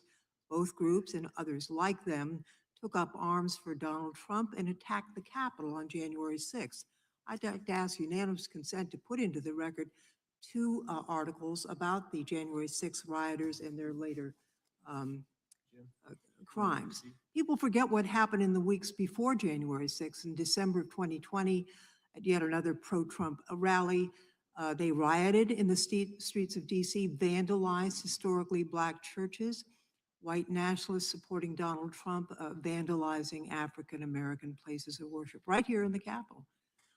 For their crimes leading up to and on January 6th, these individuals, including Enrique Tarrio, Stuart Rhodes, and many others, were convicted of seditious conspiracy and other felonies and sentenced to more than 100 years in prison collectively. Now, Donald Trump unleashed over 1,500 criminals on our streets, some of who have gone on to commit kidnapping, sexual assault, burglary, death threats against elected officials. And now the department is trying to erase their guilt permanently and ensure they cannot be recharged. SPLC has been tracking these groups for years, long before January 6th, and designated them and others like them as hate groups. SPLC has continued to call out these groups for the danger they pose to our communities and our democracy. The label has upset these groups so much that Gavin McInnes, the founder of Proud Boys, who describes himself as a Western chauvinist and said Muslims are stupid, sued the SPLC in 2019 for defamation for designating them as a hate group, and that lawsuit failed. Ms. Wiley, you've described the Proud Boys and Oath Keepers as the foot soldiers of January 6th. In your opinion, is documenting and naming these groups part of the reason why SPLC is now being punished by the Trump administration? Sadly, because of the pattern of behavior and weaponization that we have seen, it's hard not to conclude that, and particularly because of exactly the point you just raised, Representative Lofgren, that we're seeing pardoning of violence and violent insurrection from January 6th. Now, what does it say about this administration that is prosecuting the group that helped end the Klan, but apparently intending to give taxpayer money to violent white nationalists who vandalized Black churches in the Capitol alike through this so-called settlement fund on a lawsuit that was bogus and barred by the statute of limitations? That's what this administration is. Donald Trump rewarding his foot soldiers for assaulting and beating up law enforcement in his name to the tunes of billions of dollars, and punishing their common enemy, the organization that monitors and calls out their crime. I'd like to note that this isn't. Well, that $1.7 billion lawsuit against the IRS, Donald Trump wanted them to settle with, because he was suing us. Donald Trump was suing us for $10 billion. He said, I'll settle for $1.7 billion that you can pay my January 6 people from. And now the police organization, or the National Organization of Police and Sheriffs and all that, have filed a lawsuit, or they're about to file a lawsuit against against giving that $1.7 billion to the people from January 6th, because they attacked the police officers on January 6th. They're about to have a lawsuit. The policemen ain't trying to hear you giving these January 6 people no money. About just coddling the criminals who tried to overthrow the government and who attacked police officers viciously, and I would add, were convicted in courts of law by juries of their peers, as the Constitution provides, but also an effort perhaps to make sure that when a call goes out to violent extremists to overturn the government, to attack violently the government again, that those extremists will know a couple of things. One, that the president will pardon them for their crimes. And two, that the president will reward them monetarily with taxpayer dollars for their violence and for their treason. With that, Mr. Chairman, I yield back.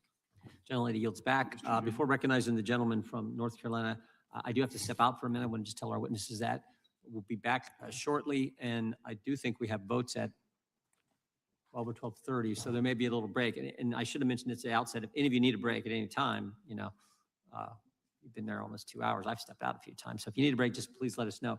Real quick, you see? Yes, Mr. Chairman, I have a series of letters from Quickly. Moms for Liberty. Quickly, yes. Tina Deskovich, Julie Mock, and then a whole series of additional letters from Moms for Liberty. Then I also have. Without objection. Thank you. Wonderful. Southern Poverty Law Center, education materials surprisingly common in red states. Without objection. Arizona School Resource directed teachers to condemn Moms for Liberty, Turning Point USA in their class. Without objection. SPLC curriculum in K-12 Learning for Justice. Without objection. SPLC curriculum in Arizona document. Okay. Additionally, federal grand jury charges Southern Poverty Law Center for wire fraud, false statements, and conspiracy to commit money laundering. Without objection. Southern Poverty Law Center is a scam, not an arbiter of justice. Without objection. SPLC is a hedge fund with a dumb anti-racism newsletter. Without objection. Exposing the SPLC and celebrating their future demise. Without objection. Biden DOJ was in cahoots with SPLC as it funded extremist groups. Without objection. SPLC's wealth raises questions despite controversial activities. Without objection. 990 filed in October of 2024 by SPLC. Objection. And America First Legal reveals explosive documents exposing Biden Department of Justice's partnership and coordinated campaign with the Southern Poverty Law Center to weaponize civil rights enforcement. Objection. Thank you, Mr. Chairman. Gentleman from North Carolina, Mr. Harris is recognized for 5 minutes. Mr. Chairman, I'd also like to submit into the record a letter from Awake, Illinois to the House Judiciary Without Committee. objection. Thank you, Mr. Chairman. I'm so grateful for all you witnesses for being here today, and I want to take just a few moments to talk about the shooting that took place at Family Research Council's headquarters in 2012. That obviously hits home for me because I have followed and admired the great work of FRC as both a pastor involved for a number of years and now as a member of Congress. In 2010, the SPLC, as we've talked about today, designated Family Research Council as an anti-LGBTQ hate group and placed it on its so-called hate map. And as I stated in our hearing last regarding the SPLC, there's nothing hateful about the Family Research Council. Family Research Council is a pro-family, pro-life group that promotes the Christian values held by many, many Americans. But that didn't stop the SPLC from placing FRC on this map. What was clearly a politically motivated designation was intended to harm FRC, and it had dire consequences. We've mentioned it today. On August 15, 2012, Floyd Lee Corkins II entered Family Research Council's headquarters in Washington, D.C. and opened fire. It was FRC security guard Leo Johnson who heroically tackled Corkins to the ground and wrestled the gun out of his hand despite being shot in the arm. And thankfully, no one was killed, and Corkins was sent to prison for a period of time.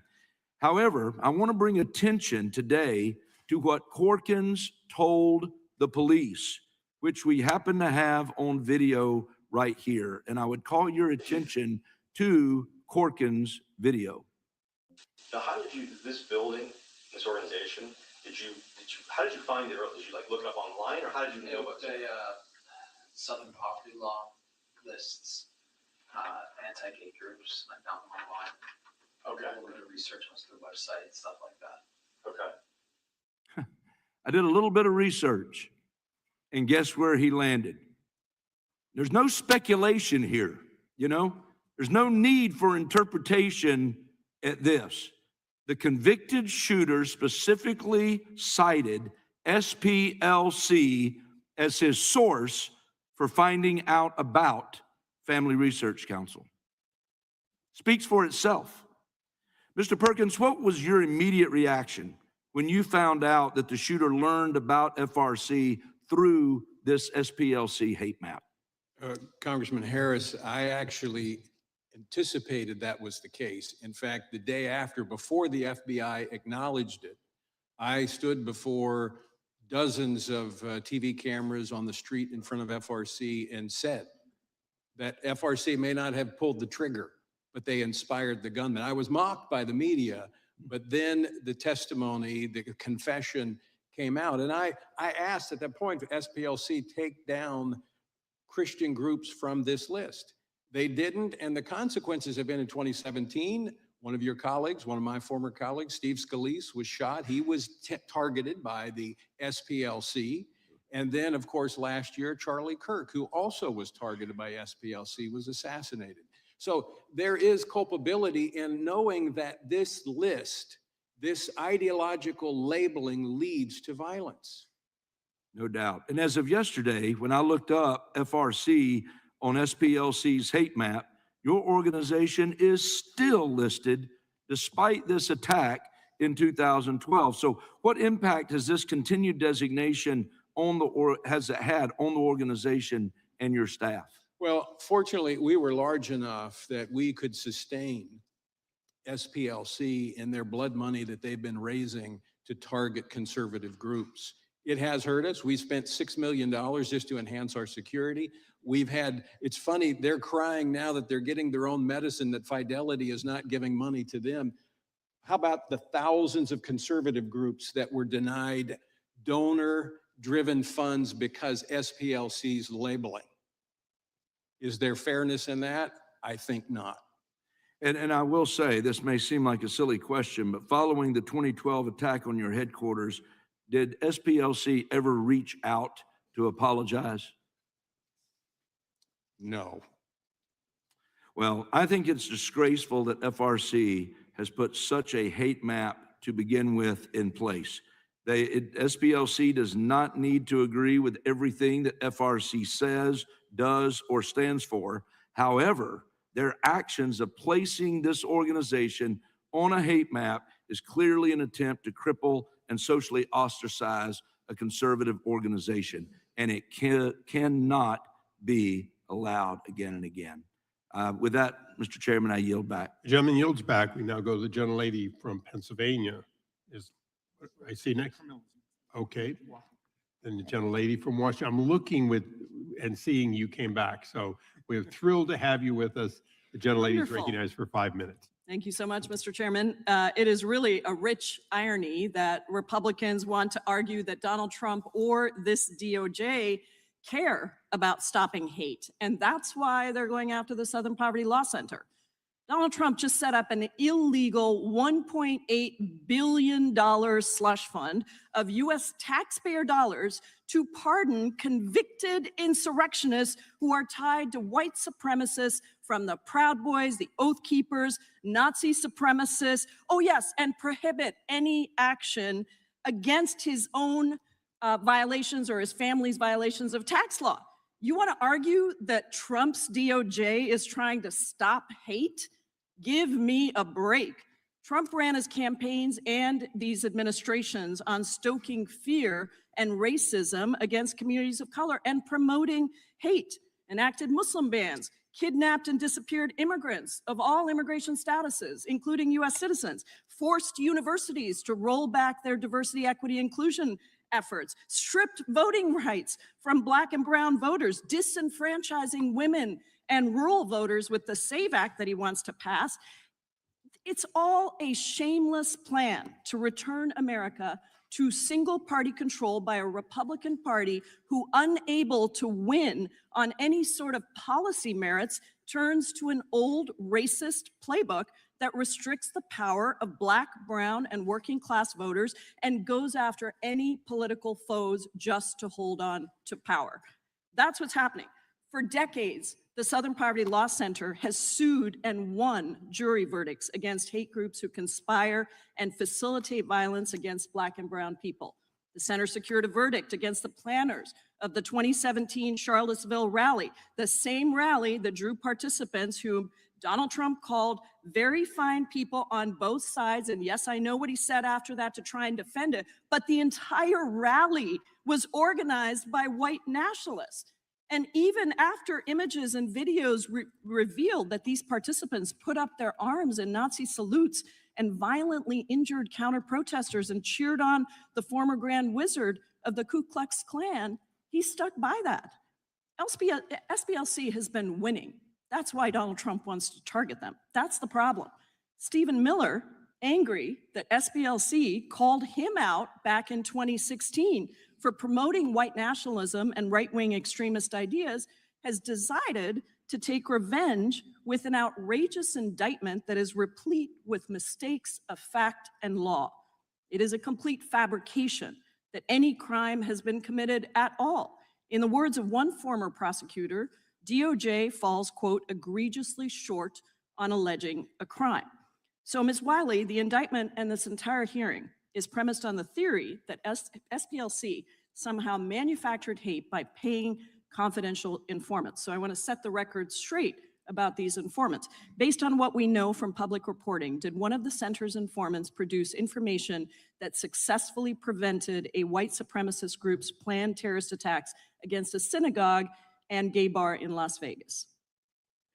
Yes, Atawaffen Division is the name of the extremist group. And I should say that in addition to the work that SPLC did that prevented the violence, in fact, it was in 2019, so it was information it turned on to the Department of Justice during the Trump administration. So the suggestion that somehow SPLC only works with an administration based on the party is undermined by this very important fact.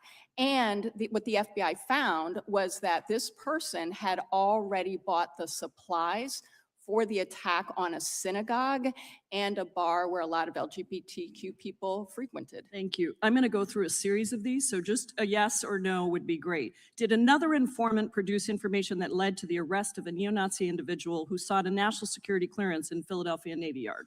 Yes, Did an informant produce information that the center used to tip off the FBI about the 2017 Charlottesville rally? yes, So the center was using informants to root out hate and help the FBI prosecute that hate, not manufacture hate. Is that correct? yes. And I want to ask you, you know, the charges are also premised on the idea that donors were misled and they didn't know what the funds were being used for. But the New York Times publicly reported there's no donor that's come forward, as Mr. Raskin said. Based on your experience, is there anything different about how SPLC is operating than any other nonprofit? Not that I'm aware of. Thank you, Ms. Wiley. This seems to be a trumped-up case, literally, just to continue to prosecute people who don't agree. I yield back. The gentlelady yields back. Mr. We Chairman, now go to, I just from UC request. of course. Thank you very much. The first one is the Intercept. We knew they were paying informants. SPLC donors rejects Trump DOJ. Without fraud. objection. The second one is a letter from the Leadership Conference on Civil and Human Rights, Nonprofits Together, and Without objection. 442 civil rights organizations rejecting the criminal charges.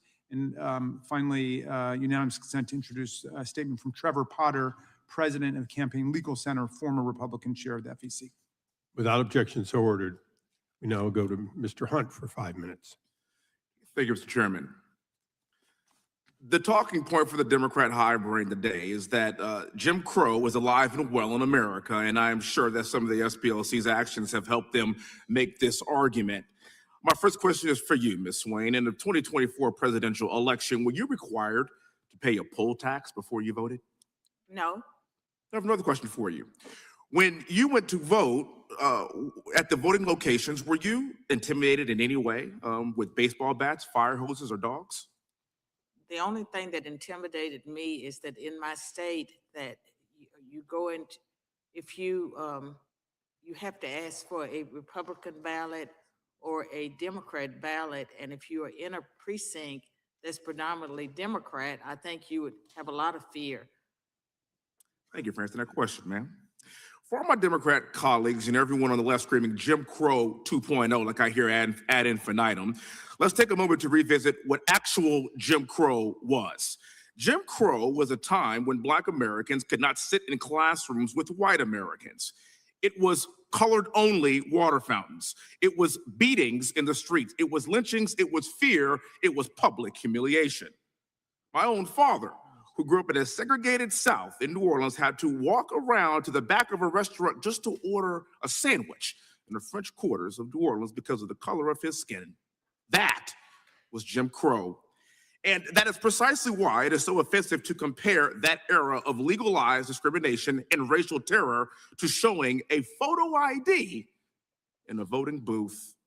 And it's just as offensive when groups and organizations like these manufacture faux hate and racial tension. Requiring identification to vote is not oppression. It is not segregation. It is not racism. It is a basic standard that applies equally to every single American citizen, regardless of what you look like. You need an ID to board a plane. You need an ID to cash a check. You need an ID to buy alcohol. You need an ID to enter these very federal buildings. And by the way, attaining an ID in this country is an extremely low bar. But somehow showing an ID to vote in America is now considered to be Jim Crow 2.0. This is not about civil rights. This is about political theater. And the Democrat Party survives on manufacturing grievance. Democrats invoke the pain of the past because they have nothing to offer for the present. They don't want an honest debate. They want emotional manipulation. They want outrage. They want division, as evidenced by our discussion in this very hearing today.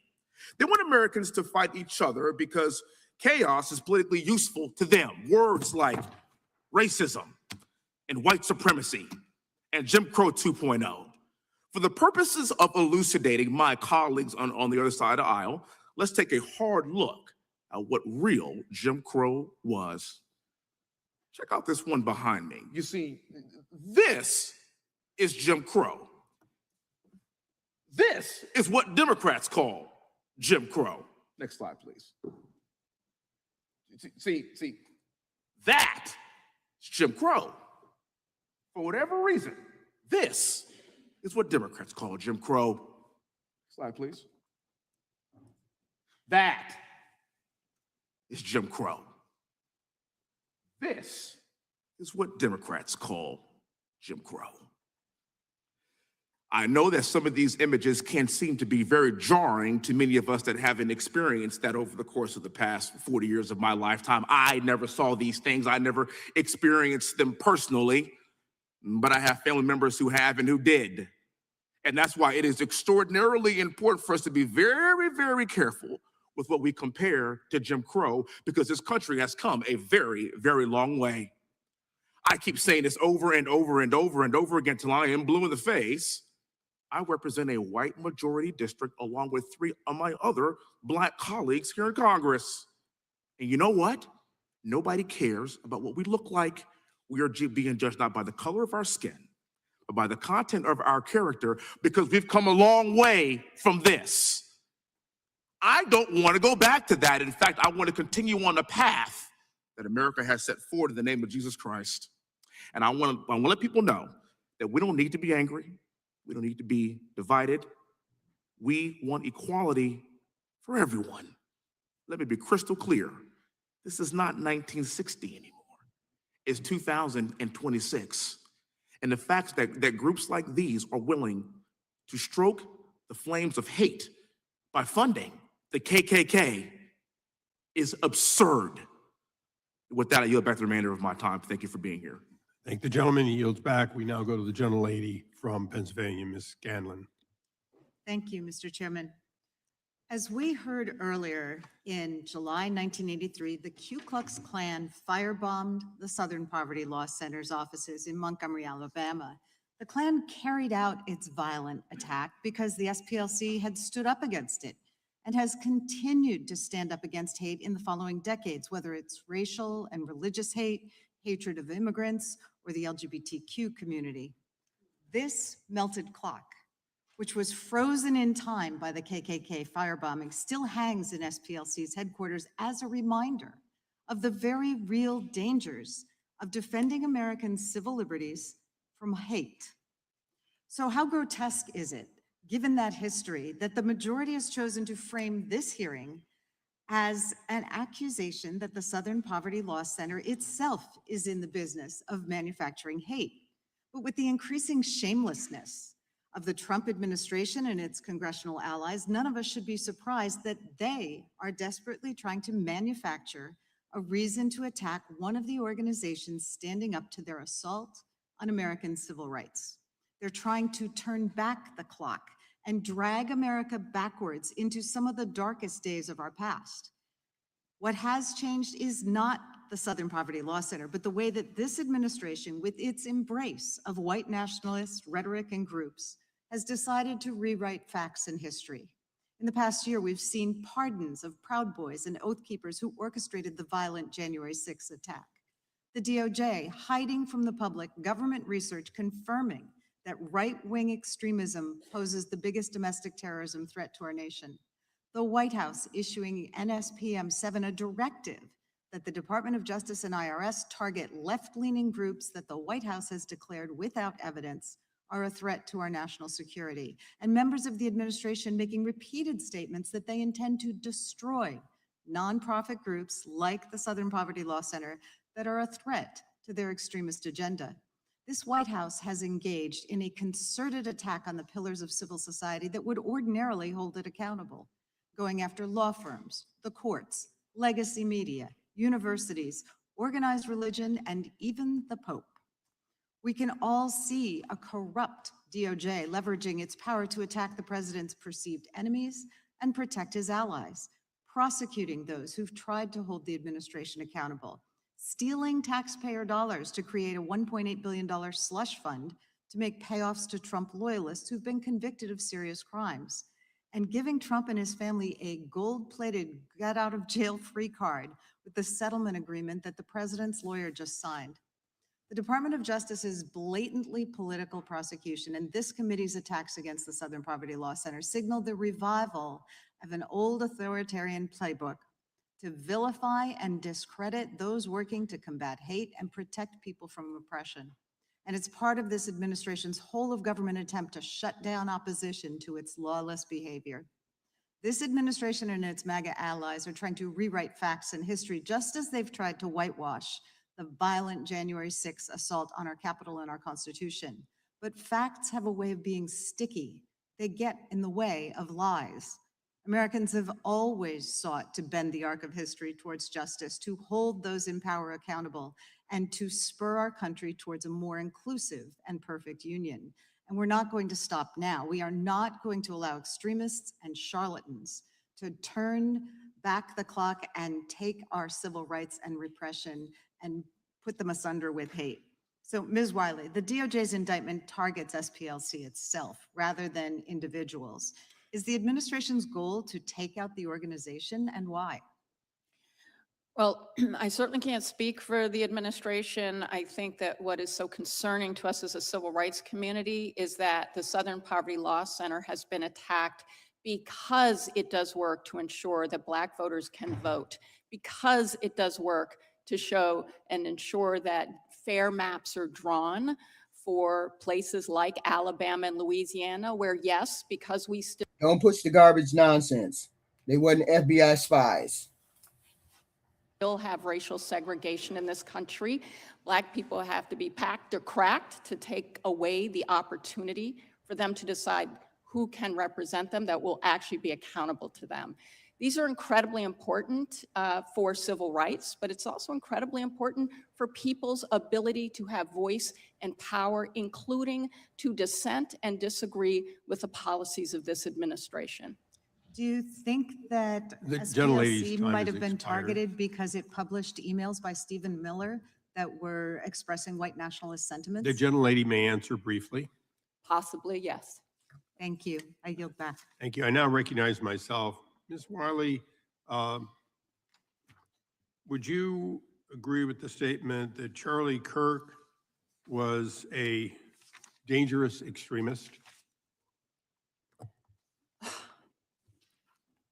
I can't answer the question that way. I can certainly say that No, no, you- statements that I am aware of that Mr. Kirk made were ones that I would consider to be dangerous. And would those be the ones that he took directly from the Bible repeatedly? I'm referring to the ones that he made about Black women and Black communities, the stereotyping, that stereotyped whole group of people. So you would put him on a list of dangerous people that should, as the Southern Poverty Center did. I don't designate groups. I'm just. Well, you've had answering your opinions on question. everything the Democrats asked for. I just thought you might have an opinion on that. I shared my opinion about some of the things I heard he said, yes. Okay. Would you agree that a group could be good, have a great mission, do a lot of good things, but also commit crimes? Well, I mean, anything is possible. I think Well, what we're no, talking no, about it's- today is a that was kind of a specific yes or no, but, organization. It's a uh, specific organization we're talking about, though, which is Southern Poverty Law Center. and I So think the point is- your opinion is they can't commit crimes because they do good? My opinion is that we see a prosecution where we know that the Southern Poverty Law Center offered evidence and is asking for accountability about whether that exculpatory evidence was shown to a grand jury. That should concern all Americans. Okay, Mr. O'Neill, I'll ask you essentially the same question. Would you say that Southern Poverty Law Center does some good work, at least historically? Yes. And having looked at the evidence, would you say that it appears to be overwhelmingly evidence of criminal activity? I would direct audiences to page 10 of the indictment, where there's a direct quote from an employee saying, "I certify that I am the sole owner of the above named proprietorship." This is a statement to a bank in December of 20. You're talking about FBI informants. Stop saying the FBI was in the crowd on January 6th. It wasn't FBI, it was informants, which means those are regular, ordinary human beings that the government uses or police force or police process used to help them solve crimes. It wasn't the FBI in the crowd. FBI informants are regular, everyday people. Stop spreading the lies. 2016, and then the statement from then Chief Executive Officer of the SPLC, Margaret Wong, who said that the accounts below listed were open for the benefit of the Southern Poverty Law Center operations and operated under the center's authority. Okay, so what you have is actual evidence of bank fraud. I'd say it's black and white. Okay. So long So- as the quotes from the indictment are accurate, I have not seen. Well, the people will underlying- go to jail if those, if it turns out that, that in fact it was true, but they've indicted them. So, both sides are playing high risk, but it appears as though the evidence is overwhelming. Ms. Wiley, did you ever hear of the Jewish Defense League? Are you familiar with them? I'm not familiar with them. Okay. Anyone else familiar with them? You are. Mr. O'Neill, you're familiar with them. They go back to the days of New York City and going after basically white supremacist groups, anti-Semitic groups. Yes. Would it surprise you to know that Irv Rubin and Earl Kruger both went to prison for attempting to blow up my office in 2001? I was not aware of this, but Yeah. it wouldn't surprise me. Earl Kruger later died in prison. Irv died before being tried, but the other was convicted and eventually actually confessed. I'm So very sorry to hear that. here's a group you know of. They have a history of fighting anti-Semitism, something that's been mentioned on the other side, and that obviously still exists in this country, as does racism.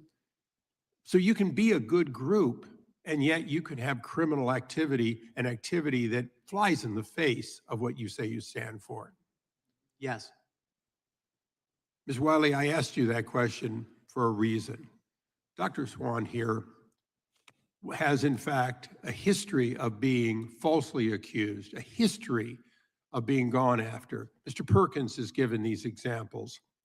The other side has spent a lot of time here today trying to tell us that it's all motivated because somehow we're persecuting people in this administration.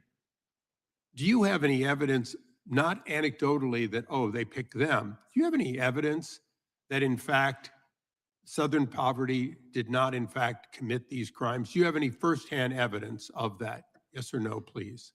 Well, the Southern Poverty Law Center has a motion before the court right now, which actually says that the Department of Justice admitted that they knew that the banks knew Southern Poverty Law Center owned the accounts. That is evidence in the public Okay. record that will be tried in court. I will look forward to that in trial. And I want to thank all the witnesses today for bringing out the fact that we should, in fact, this committee should be looking at these not-for-profits and whether, in fact, they have deviated from their mission. And with that, we have, oh, you have another? Just a hand? couple, you see, yeah, this Gentleman's is, recognized. thank you kindly, Mr. Chairman. The Guardian, U.S. lawmakers say DOJ rushed Southern Poverty Law Center indictment citing whistleblowers. Without objection. House Judiciary Democrats letter read the targeting of Southern Poverty Law Center to Deputy Attorney General Akash Singh. Without objection. And that's it for now. Thank you. We now go to gentlelady from Georgia for 5 minutes. Thank you, Mr. Chairman. Thank you for our witnesses being here today. My father was the president of the Illinois chapter of the NAACP for many, many years. As a child, I learned how to fight for my rights before I even learned how to walk. I marched in protests, sat in meetings, and helped to organize. I want everyone in this room to understand what is happening right now. The Republican Party has launched an all-out assault against civil rights organizations founded to ensure the end of Jim Crow. But that's just one part of this strategy. 3 weeks ago, the Supreme Court gutted Section 2 of the Voting Rights Act in Louisiana versus Calais, saying that, and I'm going to quote, race-neutral considerations, that it could employ race-neutral considerations, end quote, in redistricting. And within days, Southern legislatures, they rushed to wipe out Black representation in Congress.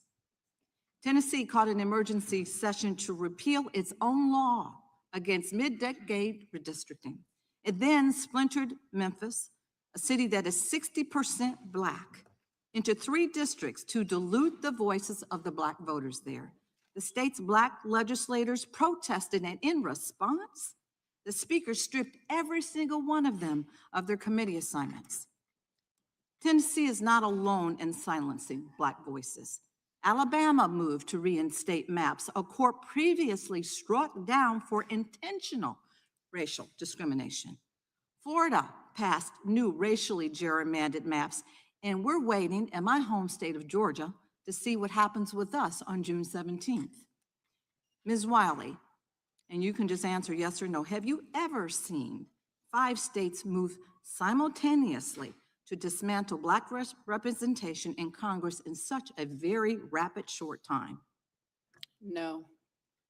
And while this administration demands attacks on Black Americans' voices with phone calls to governors, it is fighting hard for the right-wing extremist groups who stormed the Capitol on January 6th. Groups whose members are not all white supremacists, but doesn't seem to mind white supremacists. Trump's DOJ has given $1.8 billion of a slush fund taken from taxpayers to pay off the 1,600 right-wing rioters who tried to steal the election for him. That's $1 million for each rioter, with $100 million left over. Ms. Wiley, what message does this send to the country that this administration is prosecuting the organization that takes down white supremacists while stealing taxpayer money to give to white supremacists? I wish I had a word, and I don't have a word for that, except to say that the American public should be outraged. Southern states are tripping over themselves to eliminate Black representation in Congress. The president is doling out reparations to white supremacists, and DOJ has indicted the Southern Poverty Law Center, an organization built to defend the rights of Americans, on charges so flimsy that it would make Bull Connor and George Wallace blush. Americans deserve a voice in our democracy, representation of their interests, and should not have to fight for their basic civil rights again and again and again. Race should not be a factor. This is an attempt to roll back the progress made through the civil rights movement and strip Black Americans of their voice in public life, using the same tactics as Southern segregationist states following the death of Reconstruction for the very same goal. I am a child of the civil rights movement. We have seen this before. If we needed a reminder or a wake-up call that Jim Crow is alive and evolved, these legislatures made sure that we got the notice. Ms. Wiley, would you like to expand on any previous questions or statements that you weren't able to complete? I just want to remind us that the federal agencies, FBI, DEA, AFT, spent over $548 million on informants for a reason, because they thought it was going to help them keep people safe. We're talking about this attack on SPLC at a time when we are facing an administration that cut funds to prevent gun violence, that cut funds to track where and how we might have violent white supremacist neo-Nazi attacks, that cut funds that was going to support public safety, all at a time when we've seen a White House directing Department of Justice about who it wants to prosecute. And as someone who used to work for the Department of Justice, that is unheard of. Thank you, and I yield. Gentleman yields back. The gentleman from Wisconsin is recognized. Yeah, just a couple of comments lead off. First of all, I'd like to thank Congressman Hunt for his pictures up here, showing what it was like in the days in which the Democrat Party just rode roughshod over the South. I'd like to point out that the criticisms of Stephen Miller, to believe to this day, are because the role he took in exposing the Duke lacrosse player hoax, in which 3 people almost were sent to prison for life.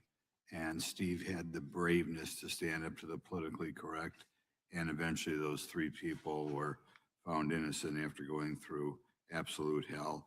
I also want to point out a book by Christopher Rufo called America's Culture Revolution, How the Radical Left Conquered Everything. And in that book, he clearly describes how a goal of the hardcore left, and I think some members of this committee are members of the hardcore left, the degree to which they try to racialize everything, not just racialize Black Americans, but Hispanic, Asian Americans, everything, that their ultimate goal is the end of the United States as we have it break down. And it should be mandatory reading. And I think when you talk about Joe Biden screaming about white supremacy all the time, I think a lot of us must wonder, what in the world is he talking about? But what he's talking about is he's trying to divide America on racial lines, which is really just a horrible thing. And finally, I don't have time to look into it. I know if you Google Ann Coulter and Proud Boys, and Ann Coulter is a many times New York Times bestseller, you may get a different version of the narrative we'd had today on the Proud Boys. Okay, now we're going to start off with Mr. O'Neill.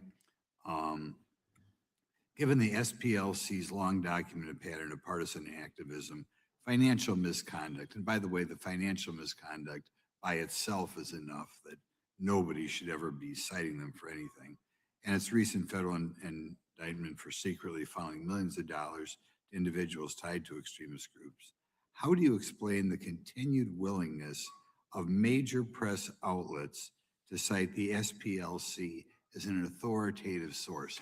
And by the way, I think 12 years ago, 13 years ago, any reasonably well educated American would have known that the SPLC was just a disgusting made-up group.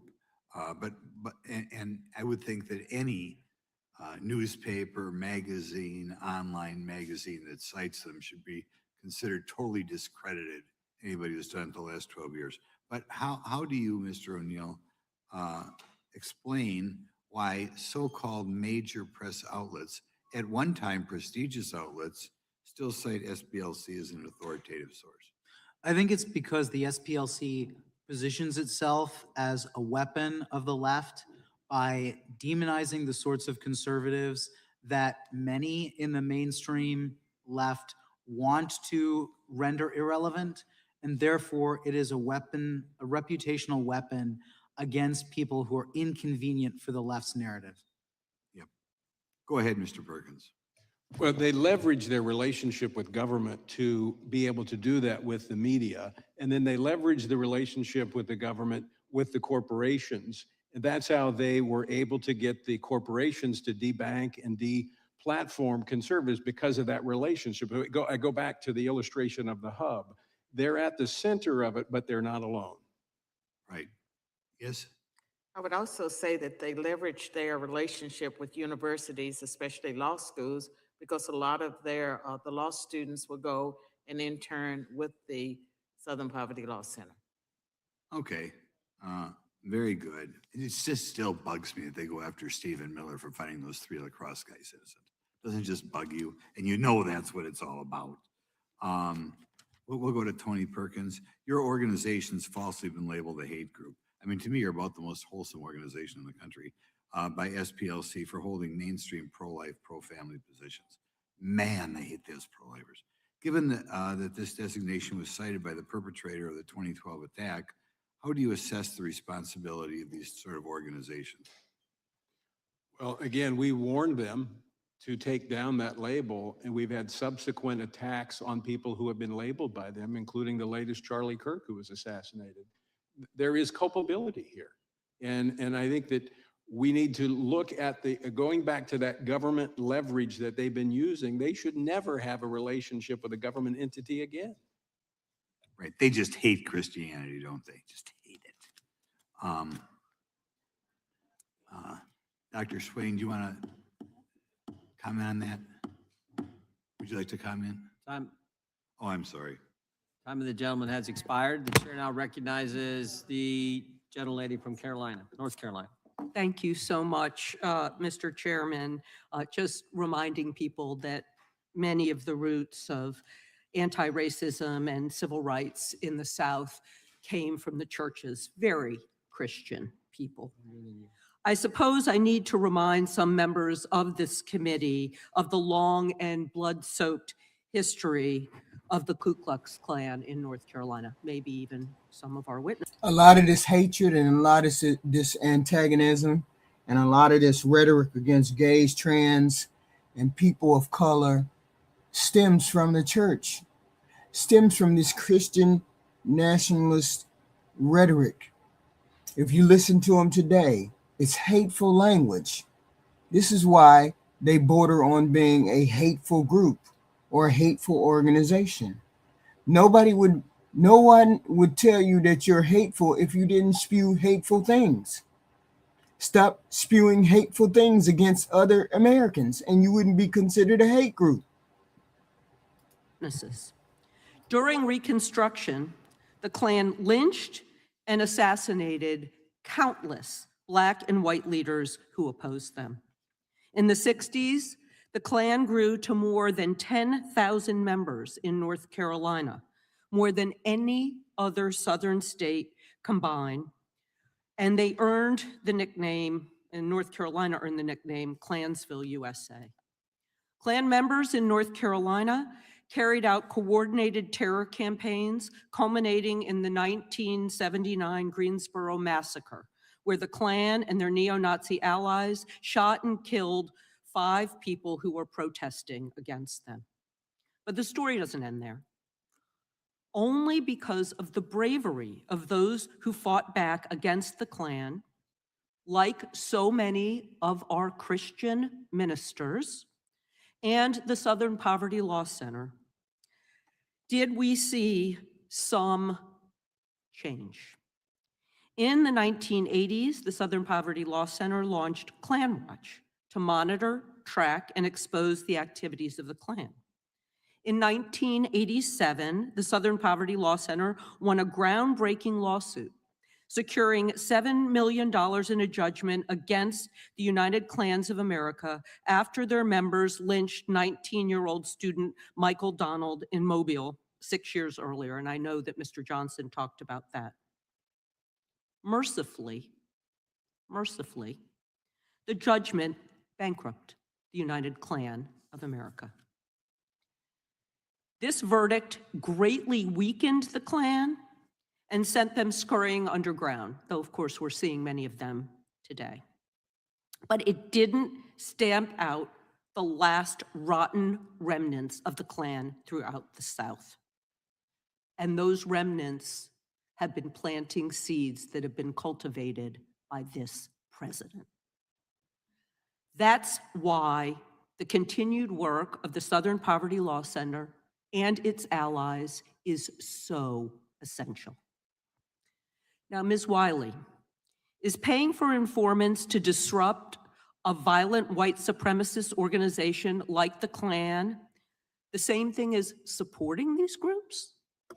No, and that's why I was citing the FBI's own use of informants. And actually, was there a book written about an undercover agent, by an undercover agent who infiltrated the Klan, like maybe called Black Klansman? Could you tell us about that? I haven't read the book, but it's a great movie. It's a great movie. So given that the SPLC's incredibly successful history of fighting the Klan and other extremist groups, do you think that the people who have been consistently donating to the SPLC were surprised that the SPLC was paying informants to monitor, report, and expose the violent activities? Well, the only things we've heard in the public sphere is donors saying that the SPLC did what they had hoped donors would do, and we know from the public record that they're continuing to try to give money to the SPLC to continue its work. I kind of hope this lawsuit, this specious lawsuit, results in more contributions to the SPLC. Might be a silver lining to the lawsuit and this ridiculous hearing. Even the amateur hour Trump lackeys at DOJ know that this is a specious lawsuit. They don't believe these cynical charges. They know it's wrong. The SPLC is not funding the KKK or far-right groups. The SPLC is taking them down. But at the same time, the President of the United States is trying to use taxpayer money to fund people who have assaulted police officers and tried to disrupt the peaceful transfer of power. We have to speak truth. We have got to tell the American people what is going on. And that might be the only good thing that comes out of this ridiculous hearing. Thank you, and I yield back. I'm not sure Leo thinks the hearing's ridiculous, but actually, I'm pretty sure he thinks it doesn't. Gentlelady from Georgia is recognized. Thank you so much, Mr. Chair. I have unanimous consent request. I request unanimous consent to enter into the record an article from April 15, 2026, titled Justice Department Moves to Toss Seditious Conspiracy Convictions of Oath Keepers and Proud Boys.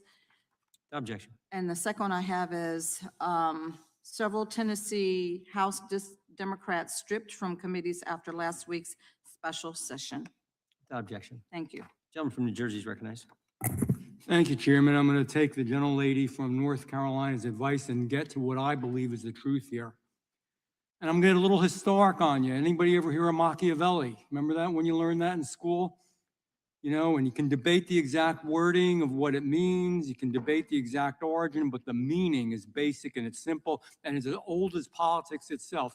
If you believe, according to Machiavelli, that your cause is important enough, that it's righteous enough, that you want to obtain certain goals, that it's urgent enough, there are no rules, no morals, and no ethics. Truth becomes flexible, and there are no standards anymore.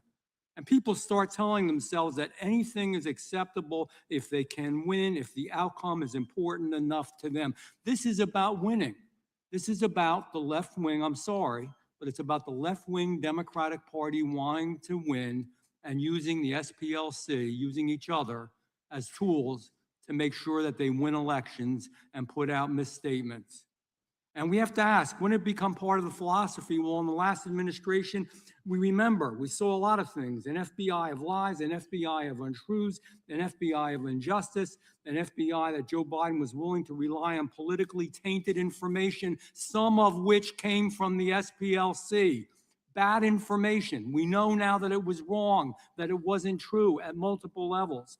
Garland told, the AG, told us that the greatest threat facing the entire country was domestic violent extremists. But the real threat, the great threat, a great threat to freedom was his own Department of Justice and his own FBI back then. It was scary.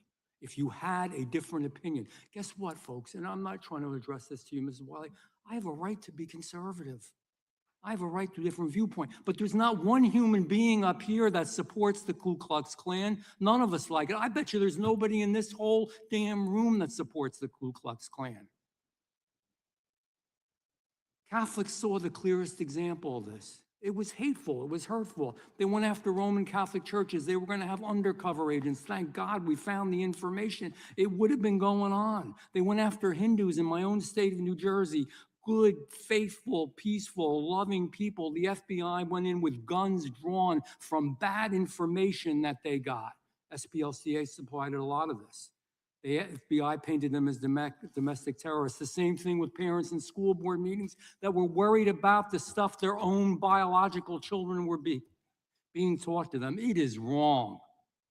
Catholics aren't extremists. Concerned parents aren't extremists. Hindus aren't extremists, but we've seen the pattern before over and over again. We saw it in the abuse of FISA. We saw it when, by the way, tax dollars, questionable sources, FBI, Igor Danchenko, remember that? Hundreds of thousands of dollars paid to him for bad information. We also got bad information from the Southern Poverty Law Center, all for politics to go after Republicans. That's the elephant in the room. That's what people don't want to talk about, but that's the real deal. If you were conservative, and no, Charlie Kirk was not a terrorist. You just sat and listened to what he said. You might not agree with it. He was just a very faithful, conservative person. It's his right. And now the worst of all of it, though, is that we find the Southern Poverty Law Center is just one more tool. I think it started out good. I think they wanted to do good things. I think there are still people in there that want to do good things, but it's been used in a way that is perverse and awful to get political goals of a political party accomplished. Machiavelli through and through. It's pretty damn amazing. People donated money believing they were helping good causes, helping vulnerable people, and in the beginning they were. Nobody wants racism. Nobody up here in this room wants racism. Nobody wants to hurt anybody. Nobody wants to hate anybody. But the Southern Poverty Law Center and the work that they've done in recent times has actually caused more hate, more hurt, and more problems. They gave money to the KKK. I don't give a how you approach it, what you say about it, it's a bad thing. I just got some real quick questions because I know I'm running out of time. Mr. Perkins, should the Southern Poverty Law Center have had such a high level of influence in federal agencies? No. No. Mr. O'Neill? No, in fact, with the FBI memo, the SPLC has suggested that the Catechism of the Catholic Church is itself a hateful document. It's unbelievable. I'm a Roman Catholic. I resent that, Ms. Wiley. I'm not a hateful person. I would never hurt anybody. I resent that. And so do a lot of Catholics, and so do a lot of people of faith. They have a right to. Mr. Chairman, if we're going to run over time, No. can we talk about the Wait, president's attack on the Pope? How does an organization? Is that part of your presentation? Last question, then I'm done. How does an organization maintain credibility? Gentleman from New Jersey controls the time. As Gentleman an can ask authority his on last question. I'm losing my time here, but how does an organization maintain credibility as an authority on extremism if there's serious concerns being raised about its own extremism, its own judgment, and its own activities? Real quick, Mr. O'Neill, Mr. Perkins. And Dr. Swain, how about you go?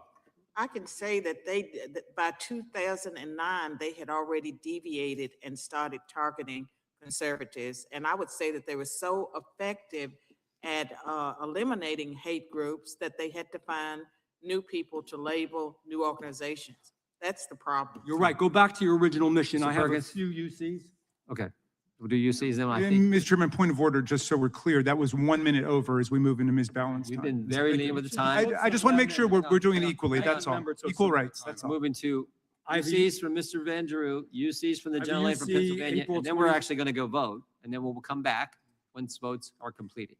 Gentleman from New Jersey, UC. I have a UC from Moms for Liberty, and it is entitled "The Justice Department Announced Indictment Against Southern Poverty Law Center." A Okay. UC from Tyler O'Neill on 2026, Democrats beclown themselves by defending SPLC. Objection. Another one from Mr. O'Neill. However bad you think Biden's DOJ was, new documents show it was even worse.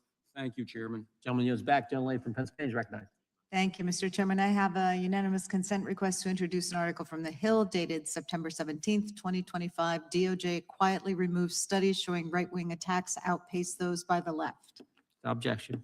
An article from the Washington Post, November 13, 2019, leaked Stephen Miller email showed Trump's point man on immigration promoted white nationalism, SPLC reports. Without objection. White House issued the National Security Presidential Memorandum 7 in September 2025. Without objection. And an article from the New Republic, April 2026, the Justice Department sides with the Ku Klux Klan.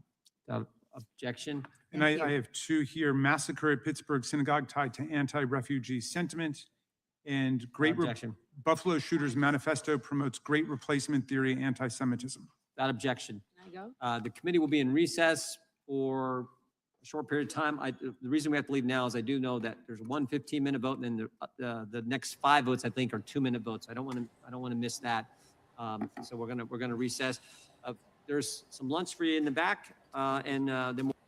And so we're gonna cut to the president. We're gonna cut to the president's speech. Okay. While they're in break, we're gonna cut to the president's speech and see what the president had to say today. Of course, he did his #1 hits. Of course, he did the #1 hits. Let's see.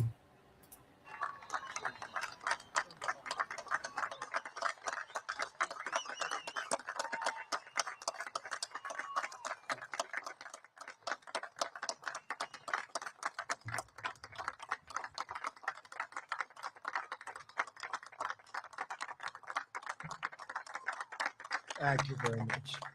Thank you very much. That was beautiful. He's a fantastic man. He's a special, very special man. He always has been. And Mark Wayne, thank you. Appreciate it. And hello, cadets. And let me begin by saying a very big congratulations to the class of 2026, special class.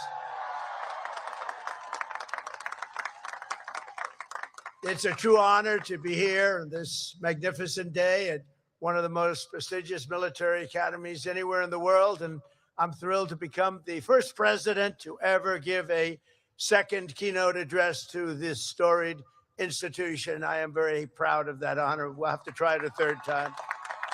We're going to have to try it maybe a third time, too, to keep that record intact. And a few moments from now, every graduate in the field will go forth with a even greater honor, one of the highest distinctions anyone can attain.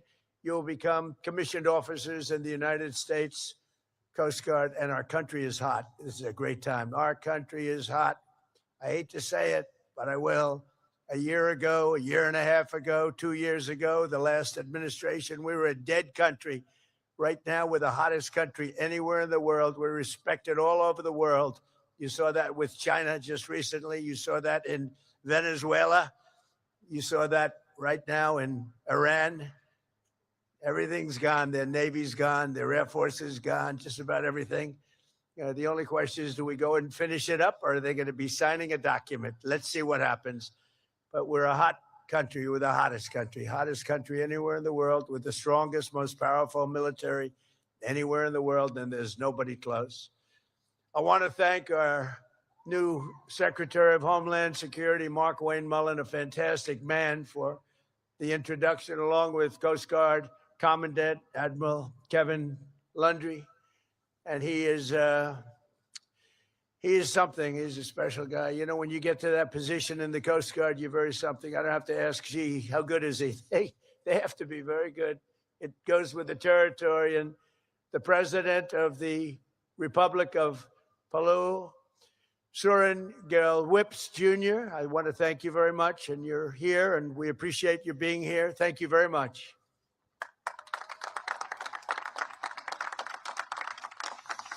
Over the past 4 years, this class has been mentioned by an exceptional team of professors and coaches and military professionals who have shaped you into leaders. You came with very good quality, but they've shaped you nevertheless. And warriors who revere honor and really honor duty. You honor duty like very few others can even think about it. So let's give a big round of applause to the entire faculty and staff that made this possible.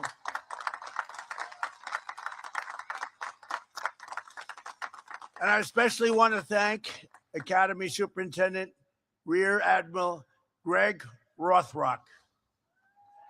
Come on, get up here, Greg. Come here.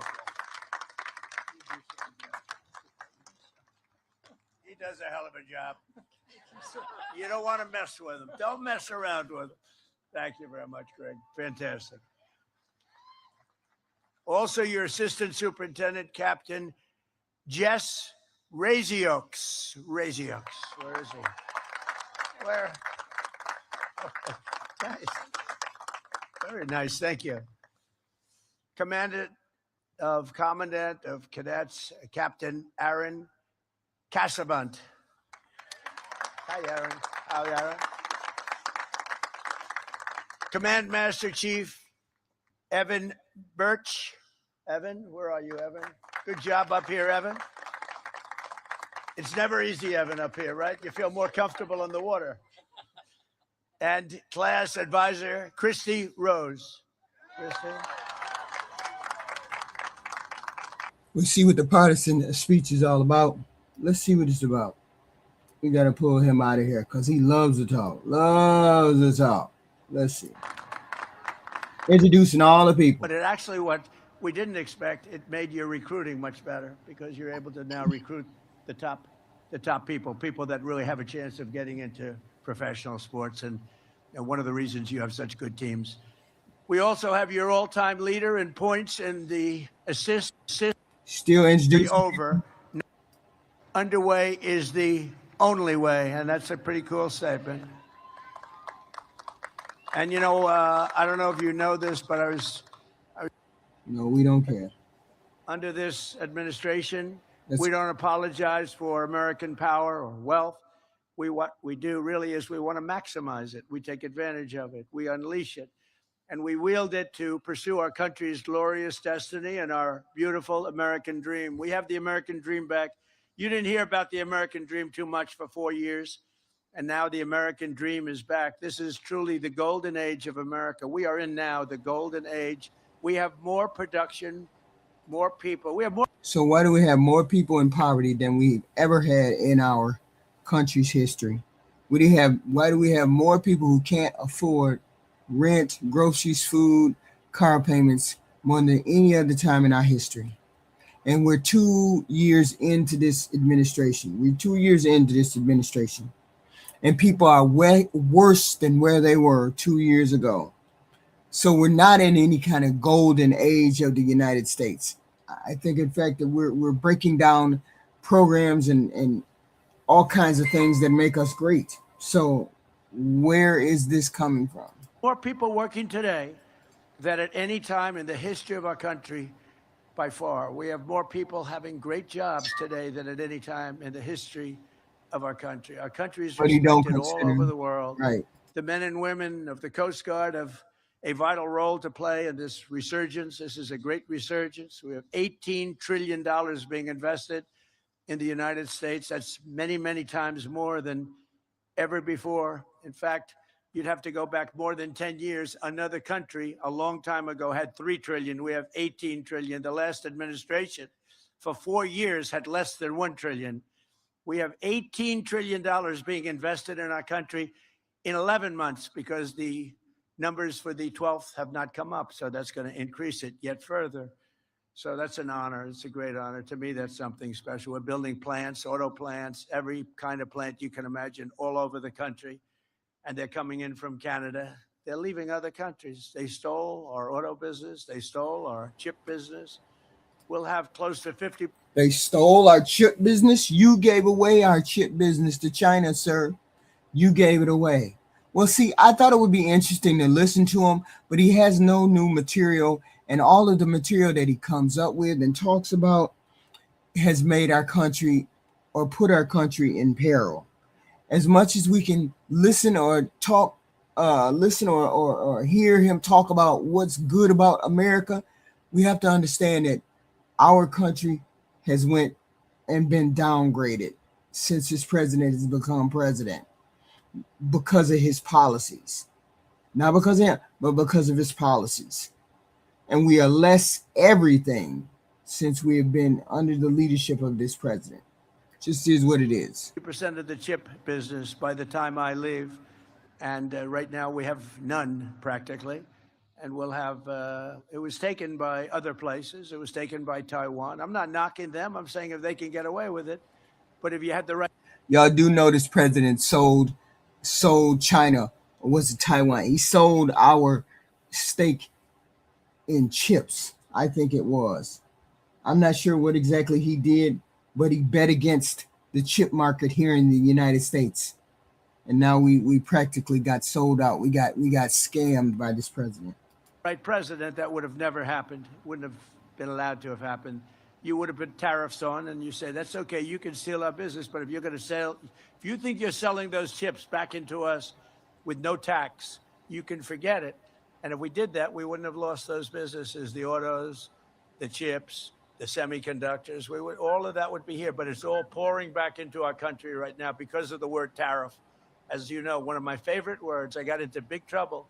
I said, this is my favorite word in the dictionary, my favorite word, the word tariff.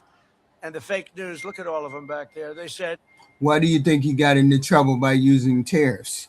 Why does he think he got into trouble? Why does he think that his approval rating is where it's at? It has nothing to do with the American people. It has to do with your policies. You and the Republican administration doing things that the American people don't want. This is why the ratings for the Republicans are in the tank. I already explained to you guys the Republicans don't want to govern. They just want the power and the money. That's evidenced by all the scamming and skating around the law that this administration does. They start wars, they give tax cuts, and they give away money. And wait a minute, what's the third thing? They start war, they give tax cuts, and they crash the economy. Those are the three things that Donald Trump did his first term, that he's doing the second term to the detriment. We couldn't afford the policies that President Trump tried to enact. We couldn't afford them. We couldn't afford to do that when we were recovering from COVID. We had to get back on track by COVID. And Biden was putting us on track. Biden got us out of the ditch. And President Trump put us back into the ditch. So it is what it is. If you look at the numbers, that's what it is. What about God? What about wife, family? What about other things like Bible? So I was in deep trouble because I said tariff is my favorite. So I made it number 5, and now I'm okay. Now I'm okay. They think I'm kidding. But they gave me a hard time. But with your help, we're reasserting one of the most time-honored principles of our national security, that the American dominance in Western Hemisphere will not be threatened under any circumstance. As an example, we will not let Iran have a nuclear weapon. That's all. It's very simple. We will not let that happen. And we have great support. You wouldn't know that by reading the fake news, but we have great support. People don't want them to have a nuclear weapon, and they will not have a nuclear weapon, and they want to make a deal so badly. We'll see what happens, but we hit them very hard. But we may have to hit them even harder, but maybe not. But we're not going to let Iran have a nuclear weapon and blow up the entire Middle East, Israel, the entire Middle East, and then come here for you. Not going to happen. So just as no family can be truly secure in a violent neighborhood, we will not allow chaos, instability, or danger to fester in America's own backyard. We're not going to let it happen. One of the reasons we have Mark Wayne, and one of the reasons that I feel so good about things, he's a tough cookie. You know, he was a great fighter, too. A great fighter. He was a tough cookie and a very successful fighter. And his sons are all-American fighters, so they have good genetics in that family. But Mark Wayne is a tough guy I always say he's a tough guy with a great heart. And that's a good combination. So from the Gulf of America to the frozen waters of the Arctic, from the shores of Havana to the banks of the Panama Canal, we will drive out the forces of lawlessness and crime and foreign encroachment, just like we've been doing. You know, we have only 3% coming in. We were getting tremendous, you would understand this because you were involved in this. We're having tremendous amounts of drugs brought in by sea, by ocean, by water. And a tremendous amount. And we've now reduced that to 3%. So it was a big percentage, and now it's all the way down to 3%. And we've hit them very hard, as you know. Not that it's something we wanted to do. We never miss. We never miss. We hit them very hard. And actually, people are trying to figure out who are the 3% because they happen to be the bravest people perhaps anywhere in the world. The 3% that's left, but I don't even think they have 3%. We virtually stopped it. And now we're going to stop the drugs coming in by land, and that's the easy one to do. That's the easy one. I want to thank the coach. And that's the thing. Do you honestly believe us having this kind of issue in the United States is the most important thing? Right now, the most important thing to our country is for us to help finance the things that we need around this country. To help the American people is the most important thing that needs to be done. We have always had a war against drugs, a war against border, war against all of that. But never have we had this much of an issue with people living, making a decent wage, and surviving. I think the American people are more important than whatever this president is talking about safety-wise or money-wise or war-wise. I think American people are more important. I think that's the most important thing that we need to be talking about right now. And please Put it in the comment section. I'd appreciate it. What do you think is the most important thing that we should be talking about, we should be protecting, we should be doing? I think it's the American people. The American people need our help. Nobody wants to talk about the war. Nobody wants the war. Nobody wants to talk about tariffs. Nobody wants the tariffs. American people want to be helped. And we can help the American people by doing a lot of things, specifically by voting. Because right now, the people that are in charge of our country are not listening to the regular, everyday, ordinary American. And the regular, everyday, ordinary American is hurting. And we need help with health insurance, food, gas, rent, you name it. The American people are hurting. And nobody cares about things that you all want to talk about. We want to talk about the things that hurt the American people. So please put it in the comment section. What do you think is more important? I think we took care of most of the things that are more important. I think now it's time to focus on national concerns, United States concerns. Okay? I think it's time to concentrate on the American people because the American people are drowning and it's an issue. I have a show tonight. We have the 10 o'clock show. Please show up, like, share, subscribe. I appreciate it. And I will see you tonight at 10 o'clock. Thank you. I appreciate all of y'all for showing up today. I appreciate it.